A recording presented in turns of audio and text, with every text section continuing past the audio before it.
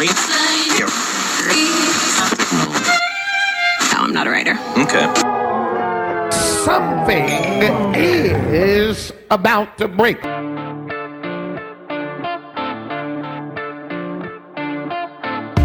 Hello, friends. Welcome to About to Break. I'm your host, Taylor Hughes, and this is it. This is the show where we talk to artists and entertainers about trying to break into the industry before it breaks them. And, man, it's been a fun ride so far. What do you think about Lance Burton last week? If you have not heard last week's episode with Lance Burton, he is one of my bucket list guests, and now he's been on the show. I can't believe it. It's so cool. Over the next couple of weeks, I'm going to be traveling, and I'm also very excited to be sharing some updates from past guests. I've invited a handful of friends who, we've been in contact, and I've been hearing the crazy things that have been going on in their life since they've appeared on this show, and so I've invited them to come back. So over the next couple of weeks, we're going to feature some of our favorite guests from past episodes, but with brand new conversations, just talking about where they're at in life. And it's going to be a really, really fun series. First up this week is my amazing friend from across the pond, Mark James. He joined us way back for episode 61. And at the time when we recorded that episode, which turned out to be an amazing conversation, I didn't really know Mark. We had only been in contact because he had heard the show and enjoyed it. And he sent me a message saying, "Hey, I love the show. I'm coming to the castle, and I'd love to record with you." And I said, "Let's do it." And I'll tell you, whenever you do that, whenever you just say, "I'm in this life to make friends and to make memories," and kind of treat life like it's summer camp and say yes to opportunities like that, it always becomes amazing. So I'm happy to say that Mark and I became fast friends, and now this sounds like an exaggeration, but we talk nearly every single day. It's pretty awesome having a friend, when you're on the road as much as I am, to have a friend whose travel schedule is 8 hours ahead of you, because that means whenever I'm traveling to a gig, he's usually just finished up his gig and he's traveling home. So it's been pretty awesome to stay connected with him and to just become buddies. So this will be cool. If you heard episode 61 with Mark James, this will be a different tone. I think we talked, for over 2 hours, which we'll get into this as quickly as possible because it's a lot. But we talked for the first hour and 20 without even talking about magic. And it's so awesome. This dude's rad. I know you're going to love him. Before we get in the show, I want to thank everyone who's been sharing the podcast, telling friends about the show. That makes such a huge difference. That's how people hear about it. And so would you do me a favor? If you enjoy this program and you've been listening to it every week or periodically, or it's something that's on your regular rotation, would you just send it to one friend today? Who's someone you can send it to? One person that you think would enjoy the show. I also want to thank everyone who's been leaving 5-star reviews on iTunes. Happy that we've got 5-star reviews across the board for this show. And also a huge shout out and thank you to all of our Patreon supporters. Huge shout out to Hiram Norman for being our newest producer on the show. Thanks so much for your support. It makes a huge difference. Couple of show dates I want to let you know about. I'm going to be in Vacaville, California. That's just north of Sacramento this Saturday, if you're listening to this the day it comes out. Saturday, May 25th, I'll be part of the Magic Showdown show with my buddies Nick Paul and Simon Coronel. Tickets are available for that at magicshowdown.com. That's going to be a fun magic/improv show. May 30th to June 4th, I'll be at the Loft in Lake Tahoe, one of my favorite venues. July 1st, I'll be at Magic Monday in Santa Monica at the Santa Monica Playhouse. And then this is a big one. July 8th to August 18th, I'm heading back to Branson, Missouri. I'll be performing 6 days a week at Silver Dollar City. And then I'm coming back to Nashville August 25th. I'll be doing a storytelling and stand-up only show. That's right, I'm doing a show with my buddy Daniel Ornelas, one of the funniest storytellers you'll ever see in your life. And there's no magic that night. It's just storytelling and stand-up comedy, and I'm so looking forward to that. And then the very next night, I start a week at House of Cards, August 26th through September 1st. I will be there in Nashville. Whew! Okay, we did it. That was a lot. But here we are. We're getting into the episode. I hope you enjoy episode 113 with my good buddy, Mr. Mark James. We're like 4,500 miles apart. Yeah, but in a couple weeks we won't be. That's really true. And a few weeks ago we weren't. Right. So to catch everybody up, this is the episode Mark James returns to the podcast. That sounds spooky. Mark James returns. That could be your next show. The sequel. The sequel, yeah. Mark and I, you've heard Mark James here on the podcast before. We had a great, glorious conversation a little over a year ago, and at the time, that was kind of our first real chat, other than Facebook. We didn't know each other. Yeah, we never met each other. You reached out and said, I emailed you. Yeah. I said, I love the podcast. I'm coming to LA. I'd love to get a coffee, and I would really love to be on the podcast if you'd like to have me. And you said, I'd like to have you. Yeah. And you did. And that was good. And then we became real friends. We did. And now for the past 14 months, we've been real friends, and we've spoken pretty much every day. Every day that you and I have cell reception wherever in the world we're at the time. Yeah, for like an hour or two, we've spent about 1,000 hours chatting since then. Isn't that crazy, man? It's been fun because our schedules you're 8 hours ahead of me generally, depending on where you're at the time. Yeah. So it almost always works out that when I'm driving to a gig, you're driving home from a gig. Yeah. And anyone who's done those... Go ahead. 4 p.m. in the US. Midnight here is 4 p.m. US. So right. So anytime anyone who's done those boring long drives to get to the gig would appreciate the fact that us having someone to chat to has been pretty awesome. It's awesome, and it's been I'm sure we'll get into how our friendship has changed. I think it's changed us both. Let's talk about it. Do you think we're better people or worse people, Mark? I think you've made me better. You're a nice person. Ah, buddy. So a couple weeks ago, Mark and Sarah came and stayed with us because you were doing the Castle here in LA, in Hollywood, and then you were doing House of Cards in Nashville. Well, the other way, yeah. I came to see you first. Oh, that's right. You guys came just to hang out, then went to Nashville. Yeah, because it was easier to book flights from Manchester, which is near where we live in England, to LA and home again. Mm-hmm. So that at the end of the Castle, we could just fly home. But I was doing a week at the House of Cards in Nashville. Yeah. So we flew to LA 4 days early and hung out with you instead at your house. And then we flew from LA to Nashville and back because it was easy to book internal flights than trying to book like a weird round-trippy multiple destination thing. Yeah. And my kids will never forget when you showed up because you flew all the way from England with a giant, like a 50-pound suitcase that was nearly half full of treats. That is true, yeah. Yeah, it was amazing. So as you know, I really want to live in America. We all do. Like Sarah wants to live here. Sarah is my wife, for those that don't know. So we really want to live in America, but I will miss British chocolate, man. Oh, it's so good. I had never had British chocolate, and there's a distinct difference. Yeah, well, British chocolate is really milky. We have like milk chocolate here is the main thing. Usually from one company called Cadbury's, and that's like everybody eats it. It's amazing. You can get it in some stores in the US. And let me just say, everything about America is like pretty much better. Like the store, even the store that you said was like some terrible local grocery store is way better than the best in the whole of the UK, because you've got like the 6-layer dip that you put your potato chip in and you pull out all the guacamole and the cheese and the whole, it's amazing. Everything is great. It's Mark. One day, Mark and Sarah I forget what was happening. I had a show, or there was something going on, or I had a podcast to record.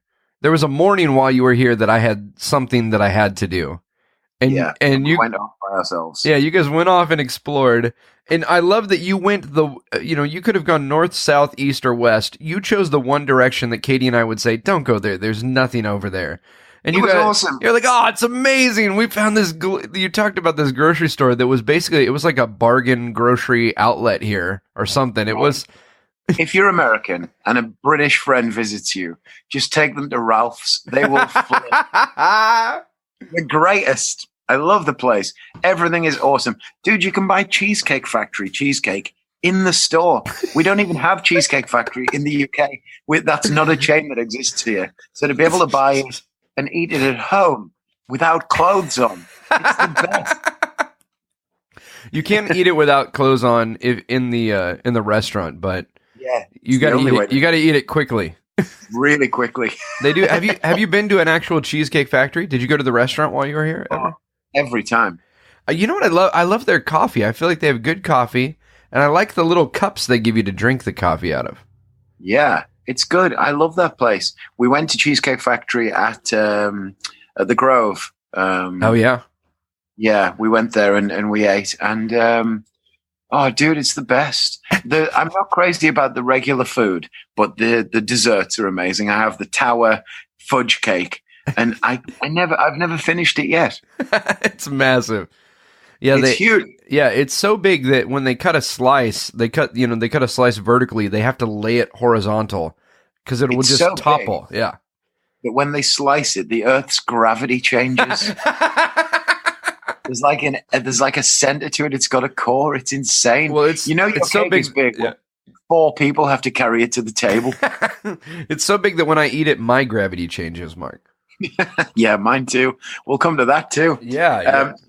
I actually have a list on my phone. I made a list of everything that we did while we were in the US because I was so excited. So, we can talk about this. We're going to talk about magic. Let's do it.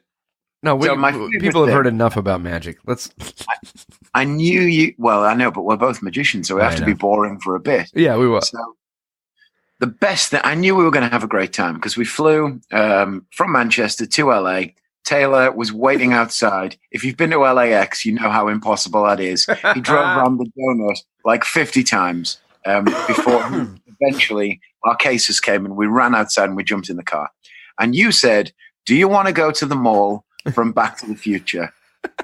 And I said, "There's nothing in the world that I want to do more than that." That is exactly what you said.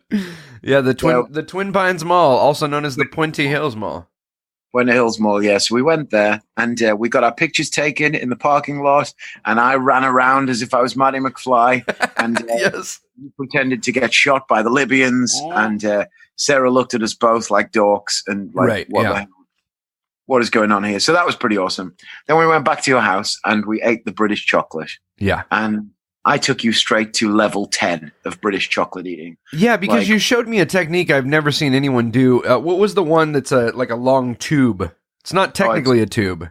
Cadbury's Fingers. So it's called Cadbury's Fingers, which is sounds like something you'd order in Mexico on spring break.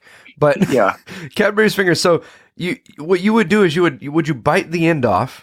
Yeah, it's like a chocolate breadstick, the length of a finger. Yeah, and it's coated in chocolate, and you bite off both ends, and you turn it into a straw, and you suck hot tea through it. And then the best part is, it makes the tea taste just even more delicious. But then afterward, when you eat it, it just vaporizes into your mouth. It's incredible. If you're really hardcore, you can do that with a Twix. I've never tried that.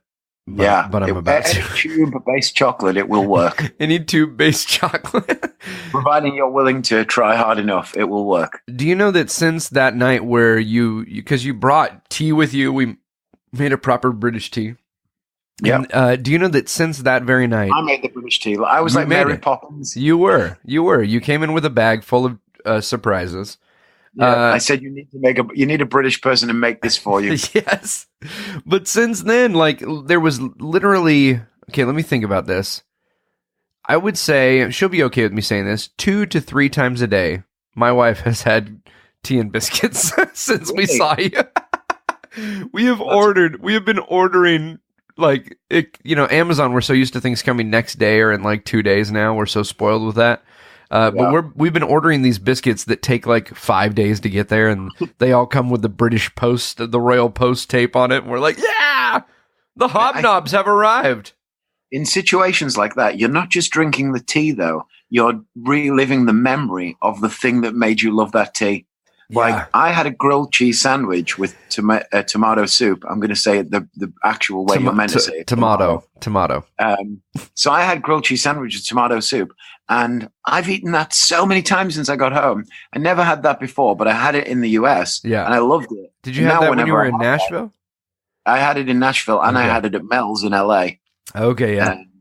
And it was awesome, and it kind of, whenever I eat it now, it reminds me of nice things. Yeah.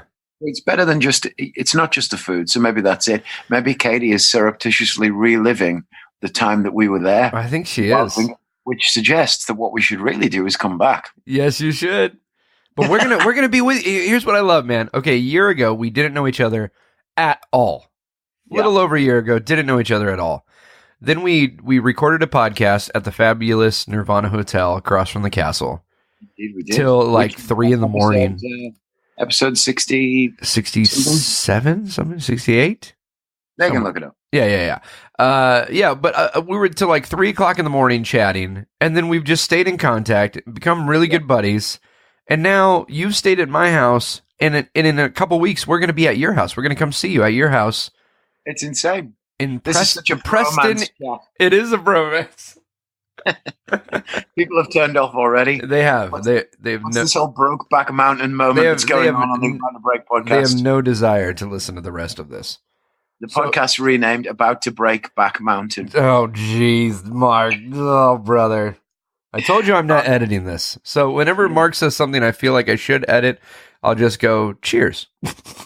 Cheers. So we went, that cool store, Treasures and Junk, we went to as well. That was awesome. Oh, yeah. So when Mark takes this walk, he ends up in the middle of nowhere. Like there's nothing around this area except this grocery store he's fallen in love with. And a Starbucks. But yeah. Everywhere. And I said, hey, we're almost done. Oh, I know what it was. Madeline had the kids had a soccer game. We were at the soccer game. That's right. And so we said, okay, we're almost. Technically, it's called football, but that's true. Yeah, we said, oh, we're almost done. We're gonna come meet you. Where are you? And he says, I'm at this corner of this and this. And I looked, and it was right by my favorite junk store of all times. It's not like.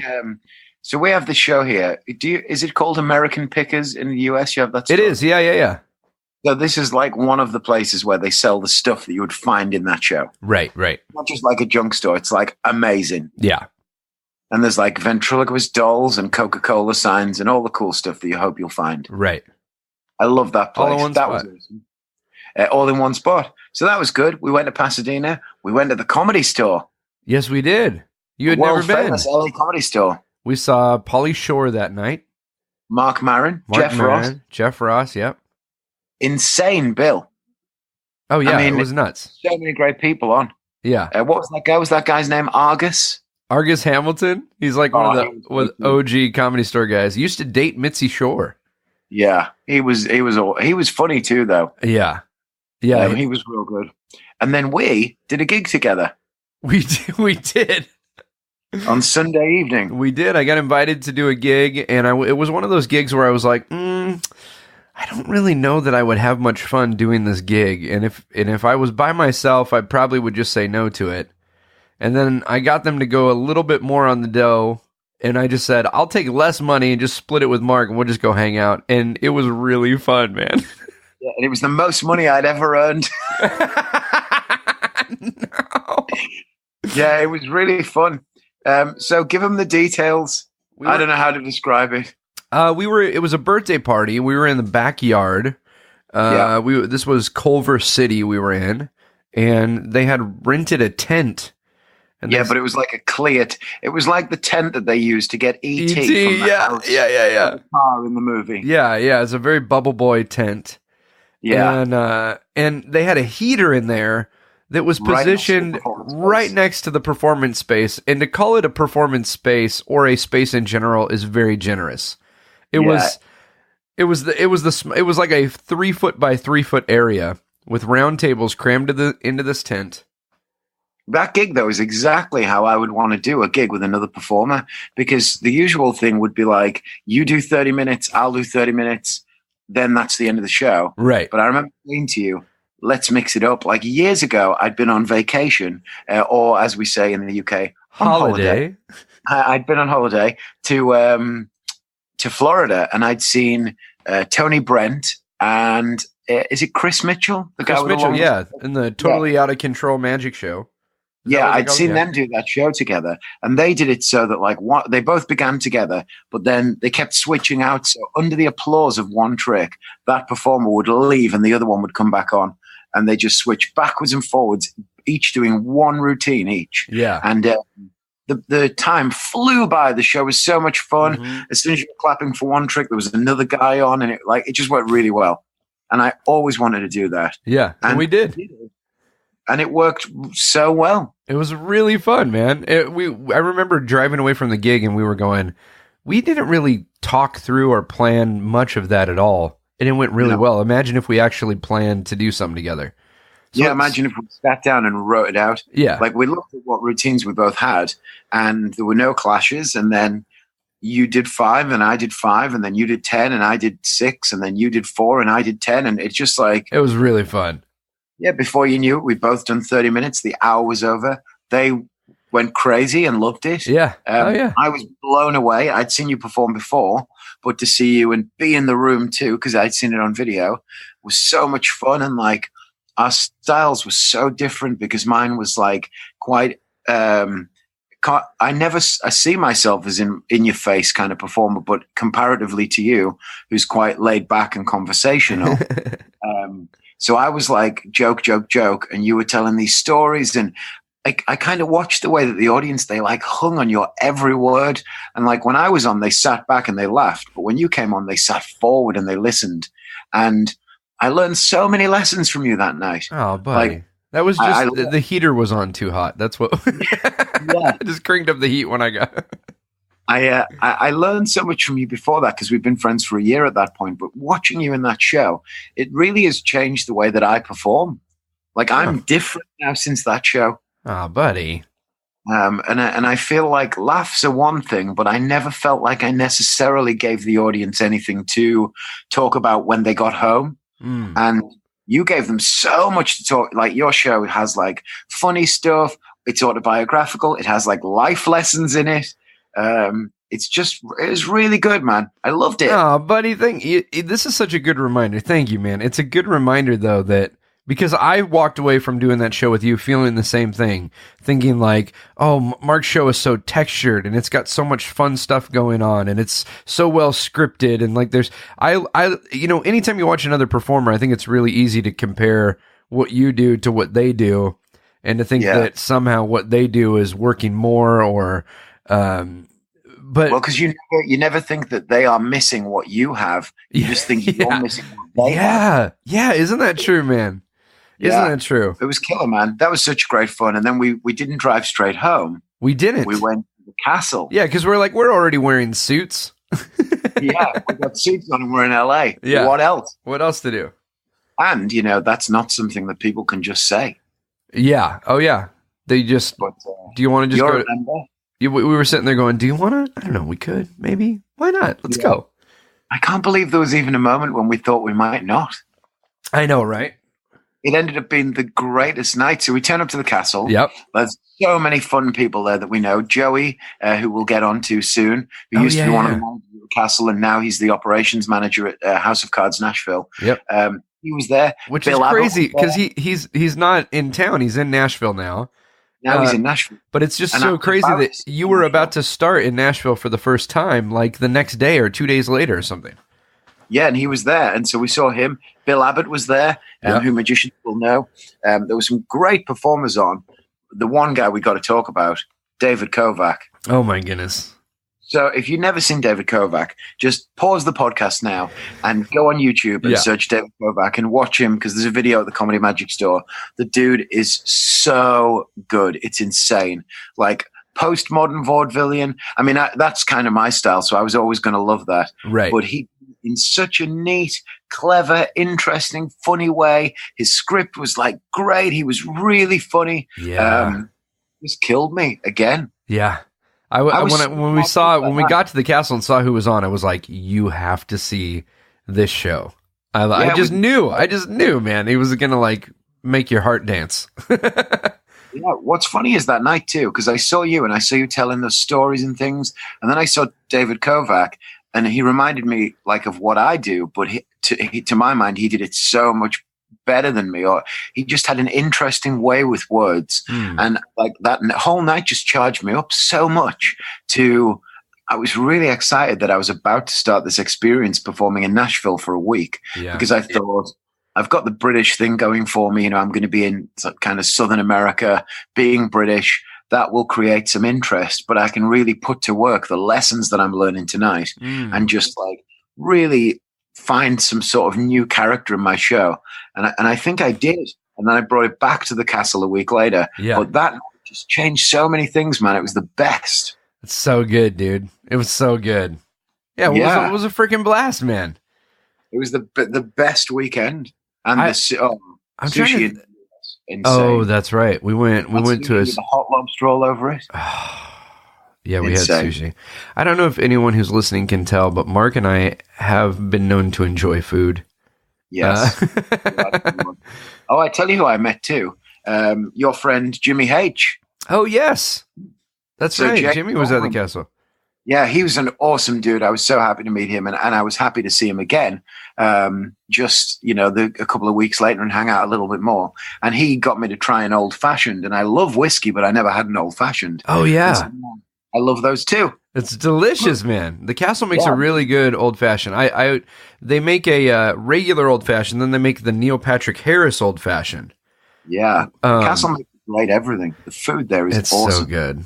Oysters Rockefeller, I still have never had that there. dude, they're amazing. I was so excited because folks may not know this, but when you work the castle, they give you, and we haven't even gotten to the part where you're working the castle, but they give you, they feed you very well. They take good care of you, and they give you like an allowance, like a food allowance. And at the end of the week, you had like, It's generous too. It's really more than enough. I mean, at the end of the week, you're like, had extra, you're like, what do you want? You want some? I'm like, I'll have a salmon. That night I went home and ate salmon. It was amazing. Okay. So Yeah. let's continue with the timeline of your amazing return to America. Yeah, so across the weekend during the day, we visited, like, my favorite thing when I'm in the US is to go to, especially in Hollywood, everywhere is a movie location. We talked about this on the last podcast, how we were sitting at Chicken Zankow and there was like the Halloween house was across the road and I didn't know. That was awesome. And you said you want to visit some more movie locations. And we went to Doc Brown's house in Pasadena. Yep. We went to the Bird Box house, and I was doing a trick in my show to do with Bird Box, which we'll get back to. And that was awesome. And we went to just like so many great places. Yeah. Oh yeah. We went to like a lot of Back to the Future places. We went to Marty's house and Biff's house. Not Marty's house. We went to Marty's mom's house. Yeah, that's right. Yeah. And I'd been to Marty's house the year before. Yeah. And we both tried to climb the tree that George McFly handed that off, but we couldn't do it. You said you could do it if you put some effort in, but I doubt the veracity of that claim. I would reckon with the amount of walking that you have been doing and that I have begun, I think by the time you come back, we could both climb that tree. Yeah, so this is like also because we're going to bring a ladder. Yeah, let's bring a ladder. So that phrase, the elephant in the room, let's get this out of the way. Yeah. Because it will somewhat maybe inform some of the rest of the chat. I decided to go on a crazy weight loss plan during the winter, and I'd lost quite a lot of weight before I got to the US. But since I got back from the US, I've gone on to lose like 50 more pounds. Yeah. So my weight loss right now is 90 pounds. Whew. I lost total, which is like 2 full suitcases. That's crazy to think about. Yeah. Like Yeah. performers are very, very aware of how heavy a 50-pound bag is. Imagine carrying around nearly 2 of those. 2 of those on you all the time. That's crazy, man. It's been insane. Like this sounds crazy, right? But I just went and bought some jeans from the store. Yeah. And I haven't done that in a long time. That sounds like such a stupid sentence, but usually You mean I bought them. I didn't buy them on the internet. I walked into the store. I tried them on. and they had a They size had for you. size. I bought them and I left. And I was so happy at the checkout. And the guy was like, "Why is this dude so happy to be buying some pants?" And I was like beaming, handing over the credit card, taking the jeans. I was so happy. And so that's been pretty neat. But yeah, putting that aside, it's good. I got to keep going with that though. I'm going to lose more. Because I was like, I don't even know. My heaviest weight, I've been like well over 300 pounds. Yeah. And now I'm like 230 something pounds. Yeah. Well, and you're a tall gentleman. You carry Yeah, I'm 6'1" too. You carry your weight well. It's distributed well. You don't look like a super heavy guy. Well, I've been lucky in that even when I've been at a huge weight, I don't think that being hugely overweight has been the first thing you would say about me. It's not been the first thing you would maybe notice about me. Right.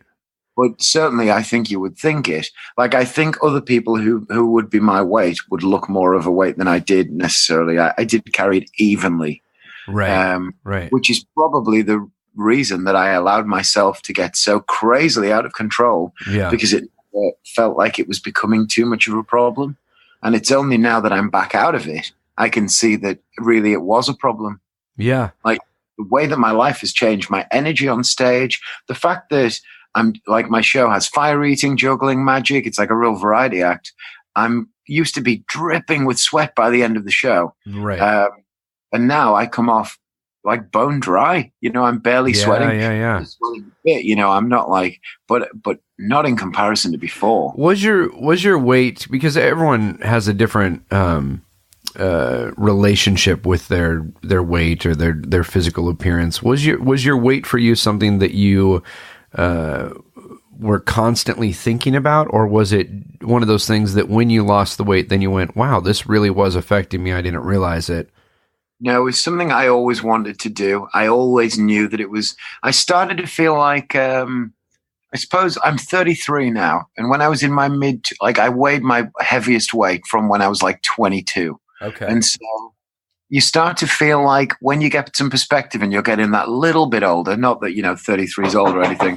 Oh, dude, someone's knocking on my door. I got a delivery. Let's take a pause. Pause. All right, we're back. We took a brief break. You got a delivery. I did notice, Mark, while we were having our intense, powerful conversation, and then you got the delivery. When you got up to walk, I realized you also are wearing pajama pants. That's one of the good things about having an appointment that's over the internet, where it's only way. I'm wearing my pajama pants as well. Are you really? Yeah, I think that's why we're so simpatico right now. I think that's it. Yeah, we're both. This is a video chat for us, but for everyone else, it's audio. Right. But so, what was the last thing I said? We were well, I was asking you about for you, was weight something you thought about a lot, and you said it was always something you knew you wanted to do. You were saying when you were 22 was when you were that's kind of when I put on the most of my weight, and I've kind of been up and down a little bit, but never stuck to it and never found a way that I could really make it work. And I don't know, man. It's always been there. I think maybe there is some people out there who have kind of put on weight and they feel like they're happy with it, but I'm just not one of them. I always knew that I wanted to make a difference, and that's what I was going to say. As I was getting older, and you get some perspective on what you've done, and it's not that I don't feel like I achieved things I wanted to achieve. I think it's gone pretty well, but like so far. But then you start to think about what are the things that might be holding me back. Yeah, that's huge, man. Like there's not much you can do about the amount of talent you have. You can practice, you can do shows, but I mean, I spend all day thinking about my show. I do like 6 gigs a week most weeks. Right. I don't know how I can work any harder to kind of nurture, to make the talent that I have, the given talent, if you believe in that as a concept. I don't know how much more I can work on that. Right. So ultimately you have to start to think, maybe I need to work on myself. Yeah. Yeah. I'm a big one for thinking that you only get out what you put in, and that, I'm sure we talked a bit about this on the last podcast. Like, if the only thing you love is magic, you're probably not going to be a very good magician, because someone's knocking on my door again. All right, we'll come back to that. We're back. This is delivery hour at the James residence. This is the bad thing about doing a meeting over Skype. No. People knock on the door. Okay, wait. There's a place I love, which is if you get the last thing you want is a reputation for answering the phone, because it never stops ringing. Let's go back to this quote that you just said, which I love. Is if the only thing you love is magic, you're not going to be a very good magician. Yeah, because I think that your influence, then your only influences and heroes can be other magicians. So you limit yourself to the idea that, like, that thing where they say you're a greatest hits of every conversation you've ever had. Yeah. Well, if all of your conversations or all of your inspirations are other magicians, the best you can be is a second-rate version of one of them. Yeah. But if you love magic, but you also love music, and you have a passion for movies or things like that, and you combine those things into your act, and you bring in outside influence, you would very least have a chance to create something that's kind of cool and new. Yeah. And I think that it's the same when it comes to yourself. When you're working on your self growth, there has to be some part of you that's thinking about the whole thing. Like, it's one thing to think about. We work in entertainment, image is part of it. Yeah. Unavoidably, it is part of it. Yeah. People make judgments on the way that you look, the way that your voice sounds, like everything about you is important. Right. And I never paid any attention to that stuff, really. Yeah. And it's important. And I feel so much better now. It's amazing that I can get so much more done when I'm busy. Right. That I have time off. Like, when I got a full day and I don't have to do anything, I'm not getting anything done. Right. The day is crammed. I can fit extra jobs in that day that I wouldn't do on a day when I had nothing else to do. Right. Yeah. Yeah. It's kind of the same with this. Like, everyone says, "Oh, you're not eating as much and you're exercising. Do you have no energy for the show?" No, I feel way better now. Right. Eating Well, less because I used to do the same thing, and I hesitate to talk about it because you're much further down this journey than I am. But since I had so much further to go too. Yeah. Like, well, I've slimmed down to the weight that you are now. oh man. Well, we've been talking about this, and again, I don't want to jinx it, but since seeing what you've done and talking with you and kind of being a small part of this journey you've been on, experiencing it with you as you've been on your progression, like, I've started walking every day, and it's made a huge difference. I've realized, like, this morning I was so tired. I stayed up way too late last night. I was super tired. I knew we were going to get on the recording this morning at 8:00. So I got up at 6:00 to go walk, and I was exhausted and I didn't want to do it. And 5 miles later, I was sore from, like, doing it so much, every day.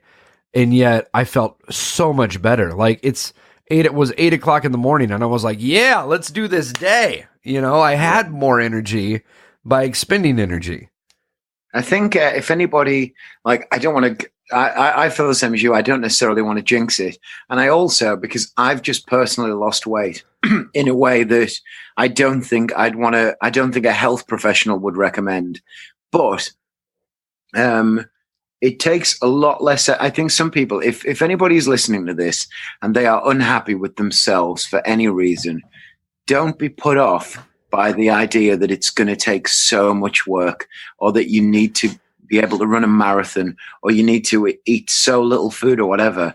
Like, a tiny bit more than nothing is a start. Right. Just like, I was up to the point in March, I did shows in Sweden for 5 weeks. Yeah. And I got to the point where I was walking 12 and 13 miles every single day. And I was doing, like, various forms of fasting and calorie limiting and things like that. But even now, since I've been home, I'm eating a regular diet, but I'm the same as you. I'm walking 5 miles a day, minimum. And I'm still losing weight slowly. It's like, the weight loss has slowed down, but it's still happening.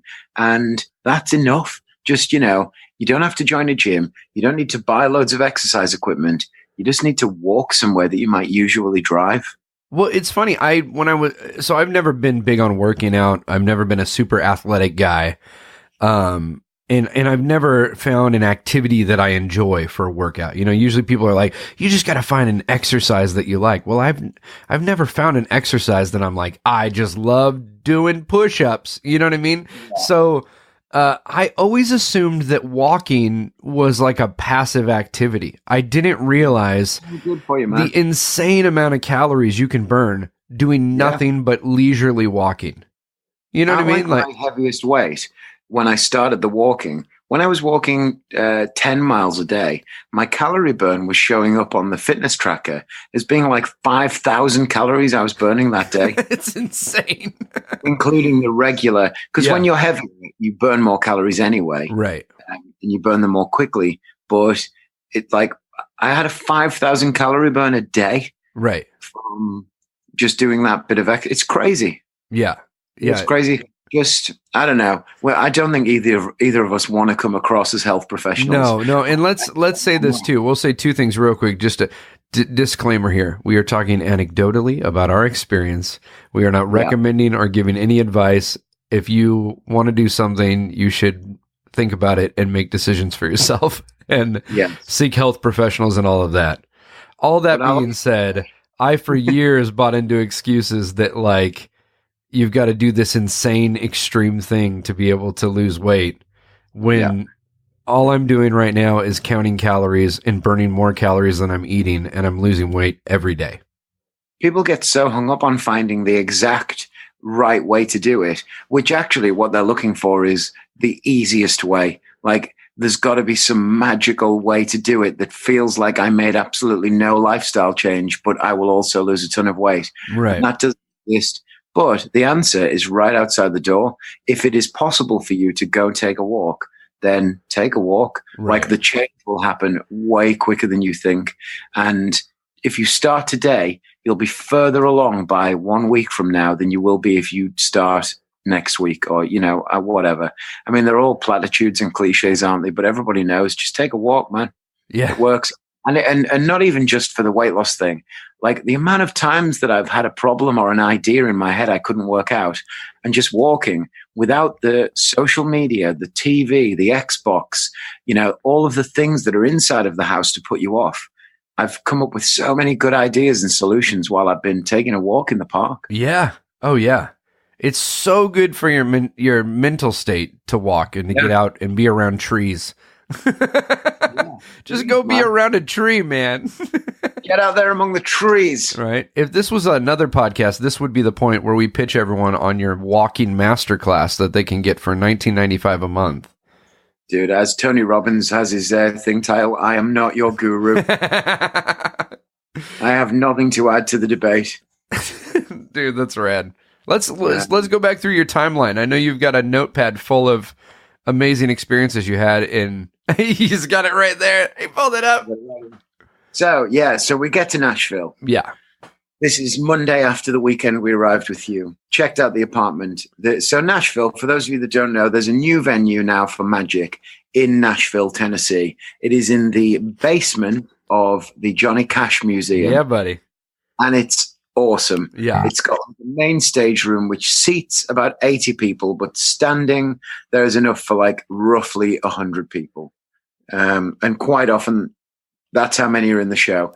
And it works a little different at the castle because you eat a meal, and then when you pay the check for your food, you get a ticket for the next show that is happening. Right. And you do 3 or 4 performances a night as a performer, and the show is 35 minutes long. Yeah.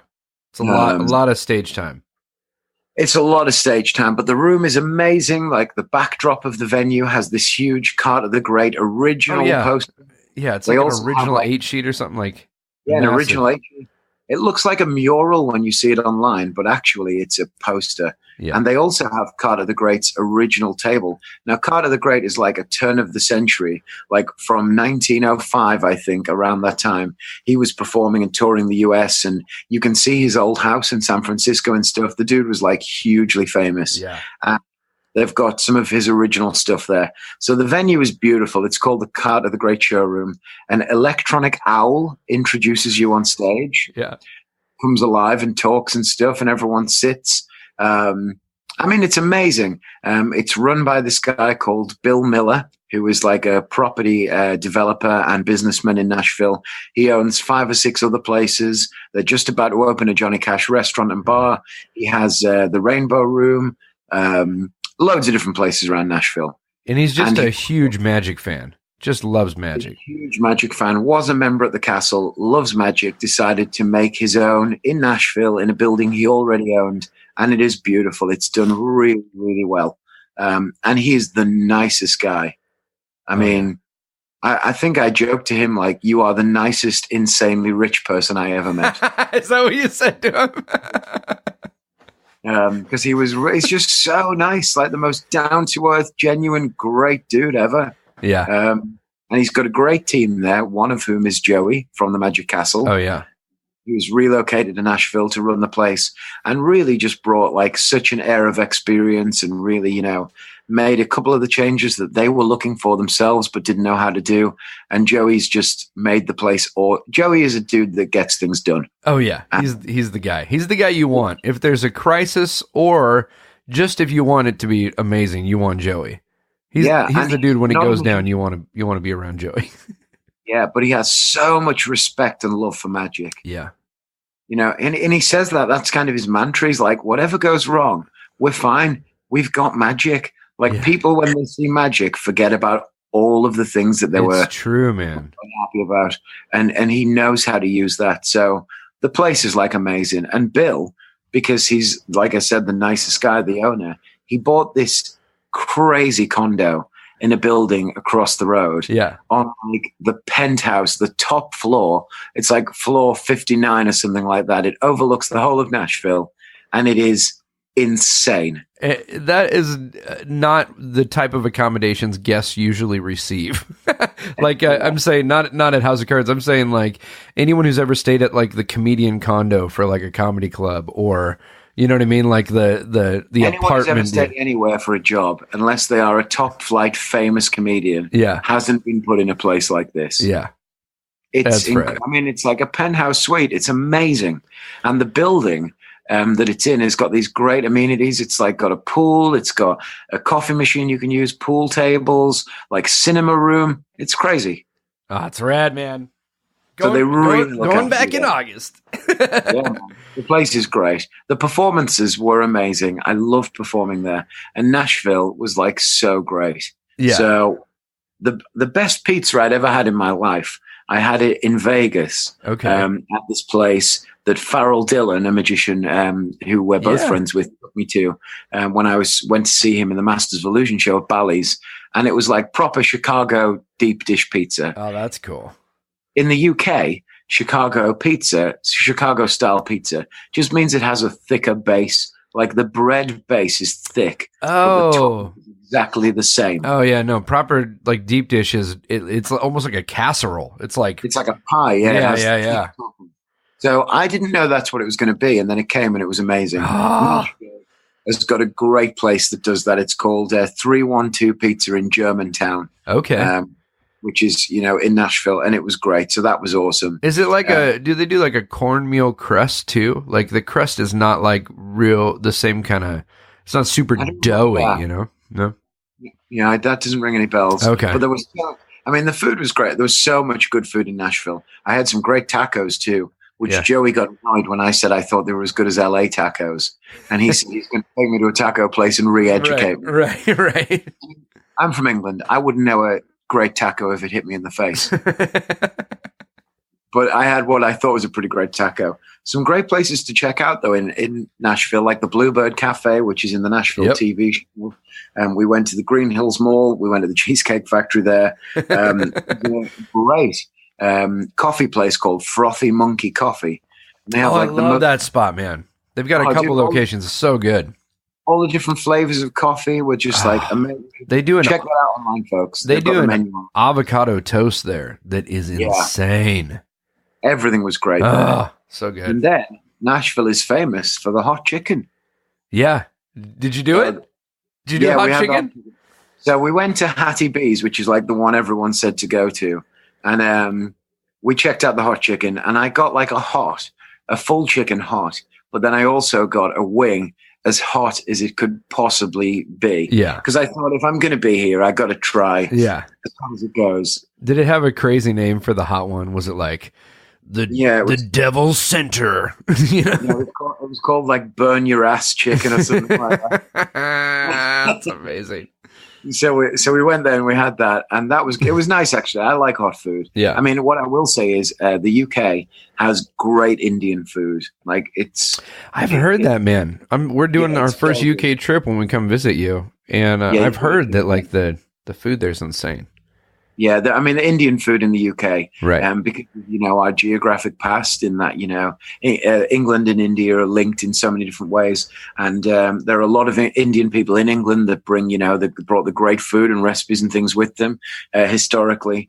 So yeah, the Indian food here is great. So, and I really like spicy food, but dude, that hot chicken at Hattie B's was pretty It hot. was so good. Oh, so hot. Yeah, it was nice. It was hot and it was hot. Hey, So that was. here's what I love. It was we talked about how you lost all this weight on this, partially during this trip, and then we're talking about all the food that you're eating, and Yeah. people are going like, "How is this possible?" It's because you didn't have a car while you were there. You literally walked everywhere, right? Oh, yeah. We walked like 10, 15 miles every single day. Yeah. We didn't use any public transport at all. And the same in LA, apart from when you drove us, we never got in any transport. Oh, we got the train one day in LA from downtown back to Hollywood. But we walked from West Hollywood to downtown. That one day, what did you walk? You walked some insane amount of miles that one day. You told me you didn't even know you could do that. Yeah. Well, I didn't know that there was roads that actually went through all these places. Like There aren't. Yeah, you're walking like under the freeway. Walked into the freeway. There was like stray dogs. It was like that bit when Marty ends up in the wrong version of 1985. Yeah. Yeah, that was Biff is the president. Yeah, there was a lot of yeah. Well, there was a lot of. What would that be like? Yeah, who can tell? There was a lot. There's a lot of great food. So there was that. My wife bought some cowboy boots, which I guess you got to do in Nashville. Yeah. I bought a hat. I bought like a Peaky Blinders hat. Yeah. I remember you were looking at hats here, and I'm like, dude, if you're going to Nashville, get the hat in Nashville. Yeah, and I found there was a place called Hat Works. Okay. But without the O, Hat WRKS. And the dude who was in there selling the hats was like, I said, so what made you want to sell hats? And he was such a I don't know what you call it in the US when someone's like, okay, dude, so what? Is there a name for that? No, it's like, no, half of the people in California. Well, the guy was like that, and he was like, so I always kind of liked hats, and then I heard about this chance to sell hats, and I thought, like, why not? I like hats. Quick, and he was wearing like a cowboy hat. Quickly, give everyone your generic American accent. No, well, I've got different now because I what's the sentence I always say? Oh, you say, hey guys, y'all want some omelets or something? Hey buddy, you want some omelets or something?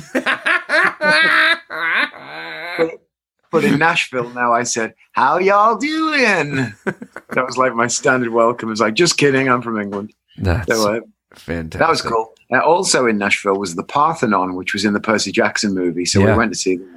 That was pretty cool. And then we checked out like the Johnny Cash Museum, all of the different bars and things, ate nachos and wings at the bar watching bands was amazing. And the Ryman, the legendary music venue, the Ryman. So cool. Yeah, you got your photo. You guys took a photo on the stage. And we got a photograph on the stage. What bummed me out though was that one of my favorite British musicians called James Bay, he was performing there that night, the day that we did the tour. Oh, and but you had to work? Well, his band was sound checking during the day, and we hoped he might be there too. Yeah, but he never came out. And then we left the Ryman at like 4:55, and the Ryman closed at 5. And then at 5:05, I looked on Instagram, and he was like live Instagramming from the stage. Oh, see, that's the one. It's great to be able to go to Nashville to work. The one bummer is that like the same time your shows are is when everything is happening. When I was there in May, I think. Yeah, I was there. No, I was there last August. And when I was there, one of my favorite bands in high school was Jimmy Eat World. Do you know this band, Jimmy Eat World? I love it. They had that song, The Middle. Oh, yeah. Yeah, I love them. They were playing like a free show in downtown the night I was there. And I was like dying because I had to go do magic. But it was the only reason I was there, That always happens to me in LA when like great people that I've heard of play at Amoeba Records. Oh, yeah. Yeah. And I never get to go because I'm always performing at the Castle. This year, David Gray, a British musician called David Gray that I like, played at Amoeba one of the nights I was at the Castle. And I couldn't go. But hey, you know what? Sometimes you got to miss out on stuff. Right. Yeah, and then you end up meeting celebrities at the castle that come to see your show and talk about how much they love Mark James. Dude, I've been pretty lucky with that. Yeah. So last year I had Scarlett Johansson. I think that was after we recorded, though. It was, yeah. It was later in the week. Like front row, helped out with a trick and everything. Ah. And it was because I do this trick where like everybody in the front row takes a card. Right. And so I wouldn't naturally have chosen her if she was just because it would have looked like, oh, of course he picked the celebrity. Right. But because it was everybody in the front row, she was one of those 7 people. Right. And that was really cool. Yeah. And then she said like a really nice thing about me after my show. And I joked like, can I use that? And she said, of course, put it on a poster. I didn't know it's on your poster. Dude, it's on everything. I get it tattooed on my chest tomorrow. Yeah, that was super cool. This year I had Dove Cameron from that Disney show, Liv and Maddie.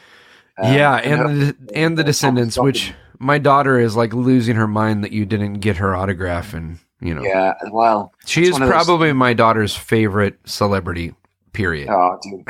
Well, she was really nice, but I didn't know that she was famous. Yeah. It was only that because I mean, this may surprise you as a 33-year-old man, but I don't watch the Disney Channel all that much. And so I didn't know she was famous, but her boyfriend, who's also an actor called Thomas Doherty, he is Scottish. Yeah. And he's in that movie too.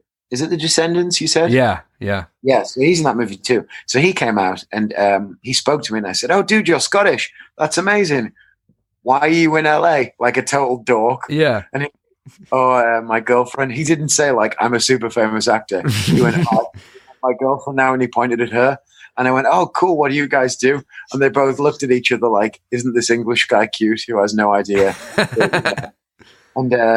But they were so sweet. And they like invited me for a drink at the bar and stuff. And they were like really nice. That's so fun, man. While I was talking to them and other people were like being a bit weird around the area, and me was thinking that like, oh, these people are like freaking out because I'm here because I'm They must have been in my show. Like they've been in my show. They're kind of trying to hang around and say hello. But yeah, I was hanging out with these like 2 super famous actors and I had no idea.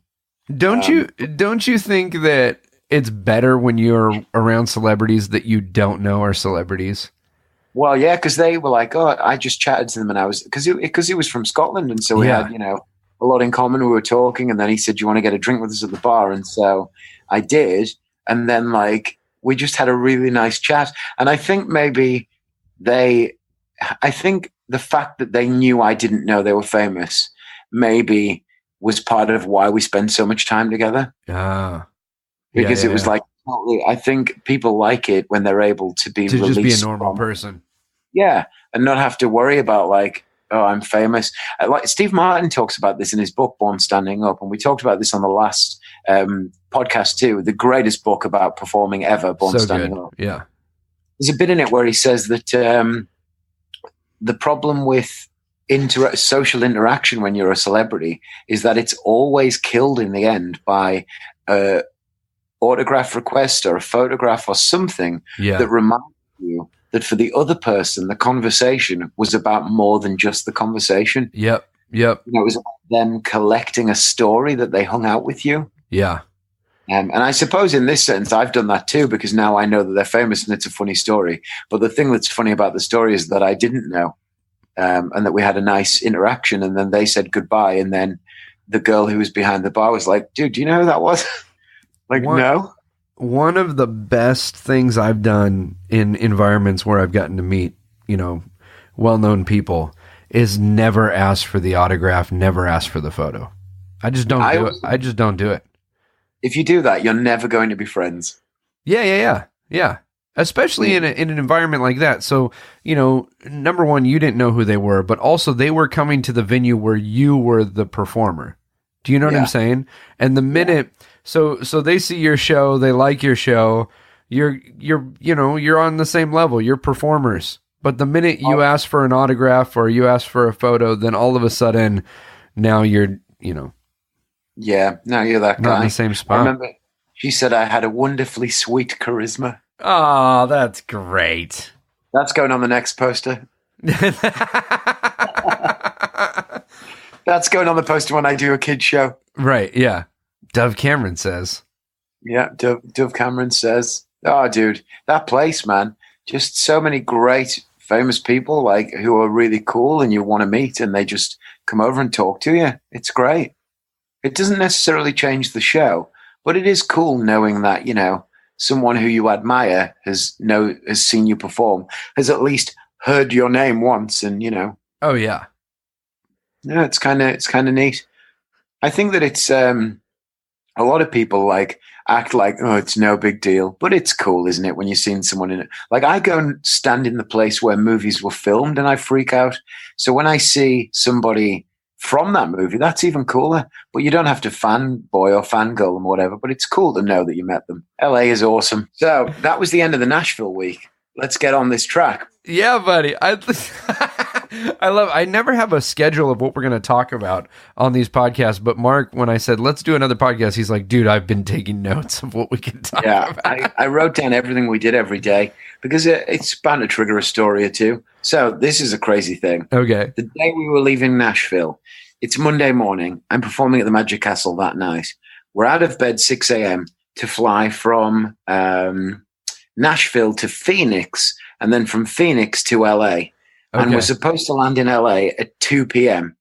Okay. But during the drive in the Uber, I get an email from, who did I fly with? Southwest. That's the one with the crazy, insane queuing system that makes no sense at all. Yeah. Yes. So I think it makes so much sense, but I only fly Southwest most of the time. Yeah. Yeah, you're right. It does make sense. Book a seat, but let's not tell you a number. Let's make you try and fight a stranger to sit in a place with the person who you came with. It makes so much sense. That'll be easier, right? Well, then you have American Airlines that it's like, all right, we're going to board our One World Alliance, followed by our Double Diamond Platinum Club, followed by Decorated Boy Scouts, followed by, you know. How much time can Southwest really save with that insane boarding procedure? I don't know, man. I think it's because great. People get on the plane and sit down. Get on the plane and sit down. That's the plan. But the thing is, it's not like they sit down like from the back so that it makes it, you know, you walk all the way to the bottom and you sit down. You still sit wherever you like. So the whole thing of the aisle being like crowded and people having to wait is exactly the same as if you have an assigned. You're at one end of the plane, your wife is at the other, and nobody is happy. But I'll let him go. They had these amazing like Ritz crackers with cheese in the middle of them. Yeah. That were so awesome. So they got a pass because of the Ritz crackers. Yeah, except they don't get a pass because as we pull up to the airport, I get an email from Southwest saying, by the way, one of your flights today is cancelled. And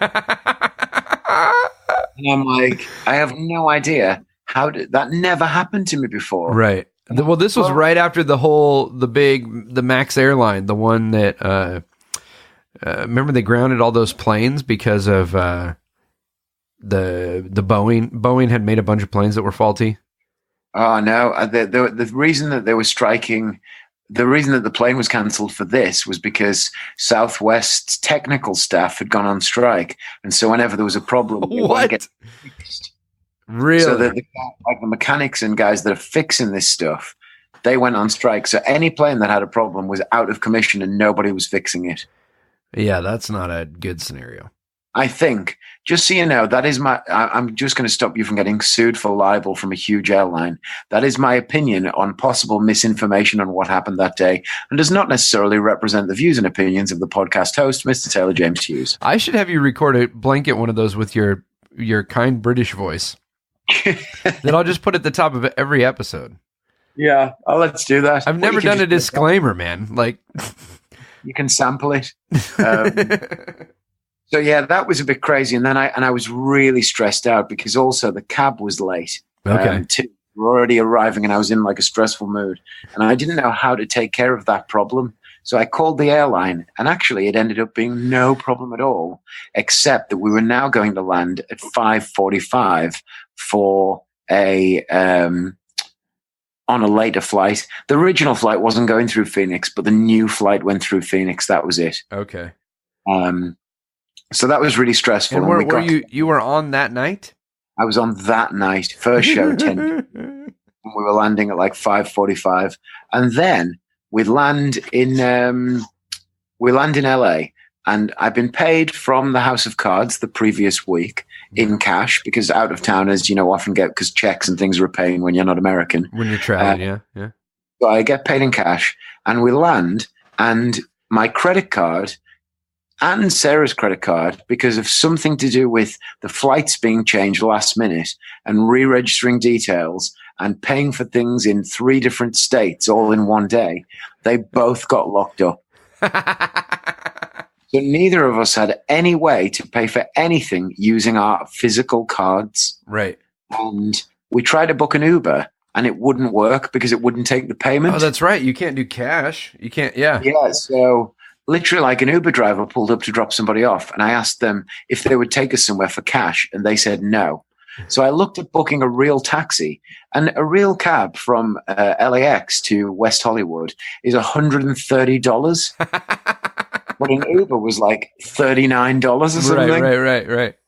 And I thought, this is why nobody uses cabs anymore. Right. And everybody uses Uber. So then I start asking regular people who are pulling up to the pavement, like, hey, what do you say? Sidewalk. Sidewalk, yeah. Hey, guys, I'm a magician performing in the Magic Castle tonight, and we're stuck, but we have cash. Would you please drive us to? And people are just like jumping in their cars and screaming off. They won't help. You're just talking to like not Ubers, just normal people, regular normal people who are dropping off their family at the curb. I'm asking them, hey, we're British. Obviously, we're very trustworthy. We're not from so we don't own any form of weaponry. Right. Please, can we get in your car for this money and you drive us to this place? Real quick, Mark, have you listened to any stories of serial killing couples? Because they all start this way. I'm quite a big fan of that sort of thing. It's like, oh, it was they were a sweet couple. They had a car seat in their back seat. Yeah. I think maybe it was the deck of cards in my hand that put them off. Maybe if you would, that's what it was. That's what it was. Not that you were a stranger or you were offering them cash for a service. It was the fact that you were a magician that scared the crap out of them. Yeah, total nightmare. And again, the time difference, like our credit cards are both with the same bank in the UK, and they wouldn't work and we couldn't call the number because it was the middle of the night. And I was out of town at this point because people. Yeah, and I called you and I was like, nah. Yeah, you went, yeah, I'm not there. I can't help. Yeah. And so, oh, that's right, because we didn't even land at LAX. Sorry, we landed in Ontario. Yeah, in Ontario. Ontario Airport. Yeah, we landed like right near, because that's it. We got redirected to there too, flying via Phoenix. So we were even further away from LA. Because if we just landed at LAX, we could have got like a plane or whatever. Yeah, and if I was at home, would be no big deal because it's literally 8 minutes from my house. Yeah, it was all very stressful. But eventually, what happened was this guy pulled up to the curb, and I won't name him. Okay. But he was in a car that was meant to be an Uber. Okay. And he said, my buddy is an Uber driver, and so am I. And my buddy said that you asked him to drive for cash, and he wouldn't do it. But then he called me and told me, and I will do it. That's fantastic. Yeah, so I gave the guy like $50, and he drove us in his Uber with the app turned off to LA. That's great. Yeah, I don't think it was working or whatever. It was amazing. So he drove us there, dropped us off. I went into the apartment and unpacked everything and got my suit ready. And so what time did you arrive there? Like 7:15. And you're doing late parlor, so your first show was 10:15? 10:15, yeah. So I set everything up, sorted things out. Sarah went to the CVS, and she came back with bits and bobs that we needed, and then I went and did the shows and opened up the first night, and everything worked out just fine. So that was pretty wild. That was like not the greatest day, but I'm glad it worked out. Yeah. And then, LA is just LA. It was a great time. Amazing. More places to eat. I went to Milk for the first time. Oh, Milk is so good. Zankow chicken, which I always love. That was recommended to me by Farrell. Yeah. I love watches. As you know, we went to this store called Wanna Buy a Watch, which was pretty great. This is There's so the front row of my show on the second night, I forgot about this. The whole front row of the show didn't speak English, apart from one woman. Really? They were like a group together that came. Okay. And while I was doing the show, the one lady who spoke English translated my show. Fantastic. So they were all like looking to her every time I said a word. And I constantly had the sound of her translating my show while I was trying to do the show. Which is funny because your show is very fast paced. So, well, I mean, everyone can hear how I talk on this podcast. I speak quickly. Right. I want to fit a lot in. Yeah. And you're having to stop. It doesn't mean I have a lot to say. I just say it in a long-winded way. I remember I performed once in Paris with a translator, and it was awful. First of all, I was doing comedy, and jokes don't always translate. Stuff that's funny here isn't funny there. And at one point, the audience was like laughing hysterically at a time when I didn't, like, it was totally not the right time to laugh. And afterward, the translator told me, he's like, yeah, I finally just started telling them, this is really funny in English, so you should laugh right now. I heard a joke like that once where, like, the joke is, I was doing a show the other night, and the audience were all deaf, and there was like a sign language guy who was there to translate the show into sign language for me. And after like 20 minutes, it started off rough, but then I was really killing. And I said to the sign language interpreter afterwards, thanks so much for interpreting. Like, I feel like I went over really well. And he said, no, you were terrible. I started doing my own stuff.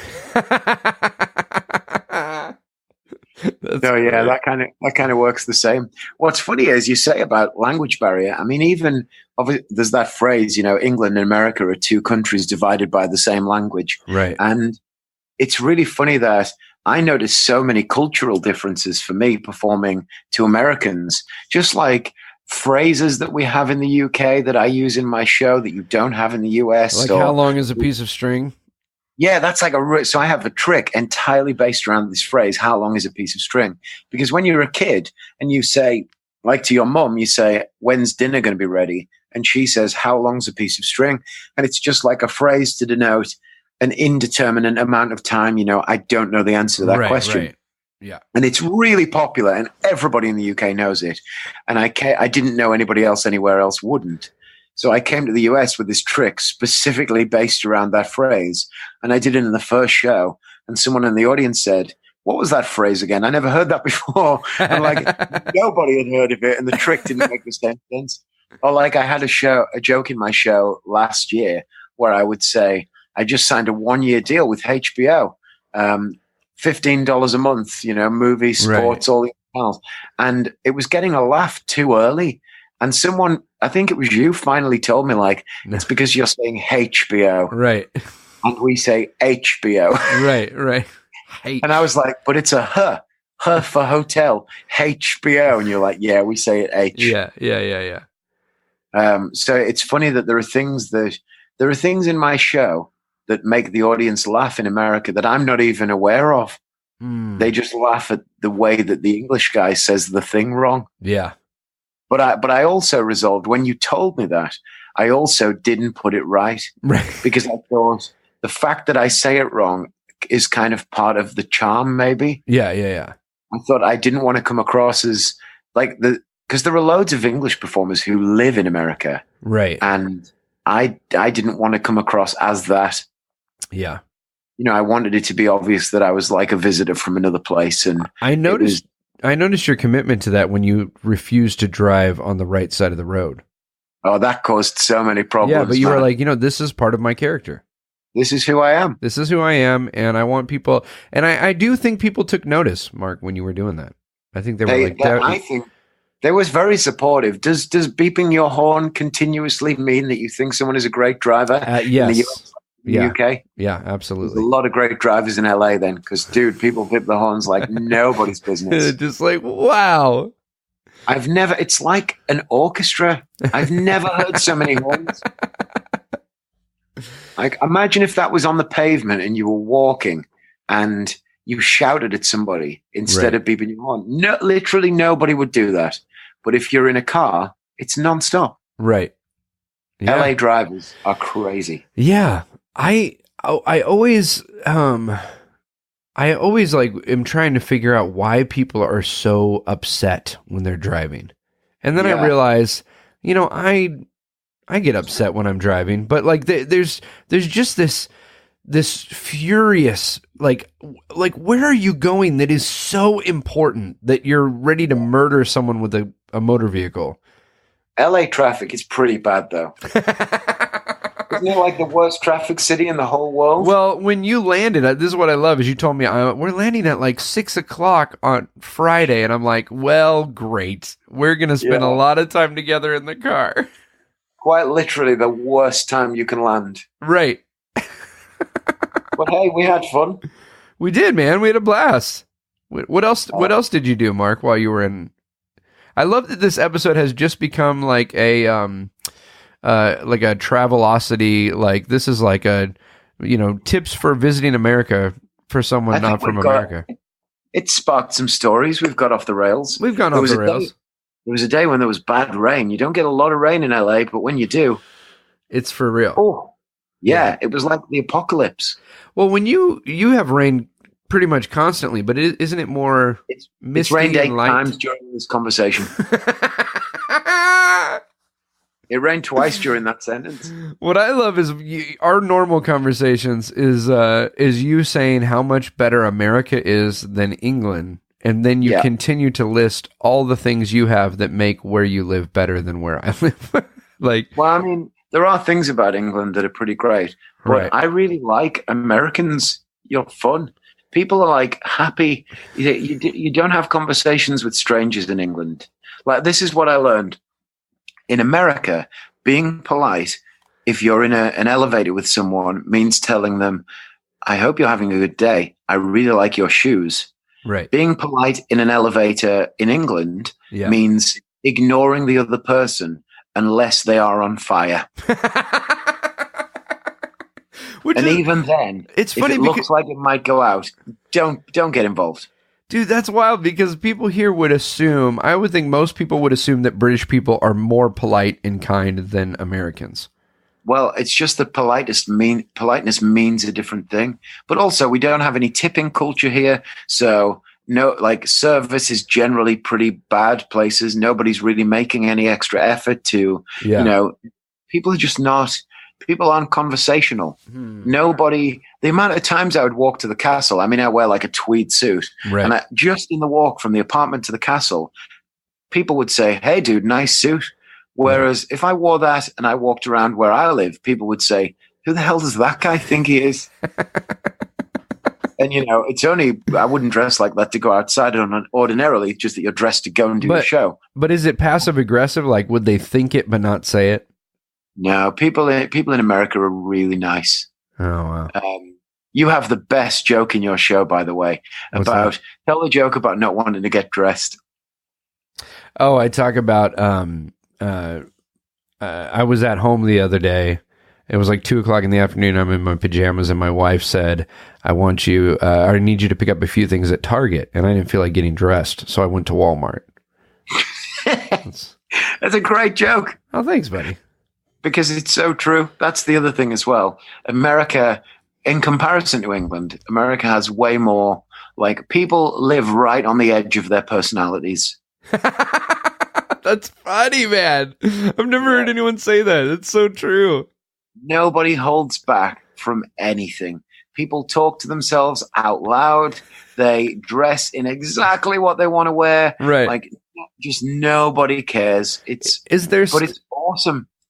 There's such a warmth to it. But is there, so in England or in the UK, is there like a outward pressure that you've got to fit in a little bit more? You've got to be a little bit more like toe the line? And I think society in the UK just has, we really celebrate an eccentric in the UK, but a certain type of eccentric. Okay. I think it's like maybe a class system thing. We like a rich eccentric, but not a poor one. Oh, wow. Maybe that's the thing. If I had to put my finger on the root of it, we like a rich eccentric, a kind of oddball, adventuring, storytelling person.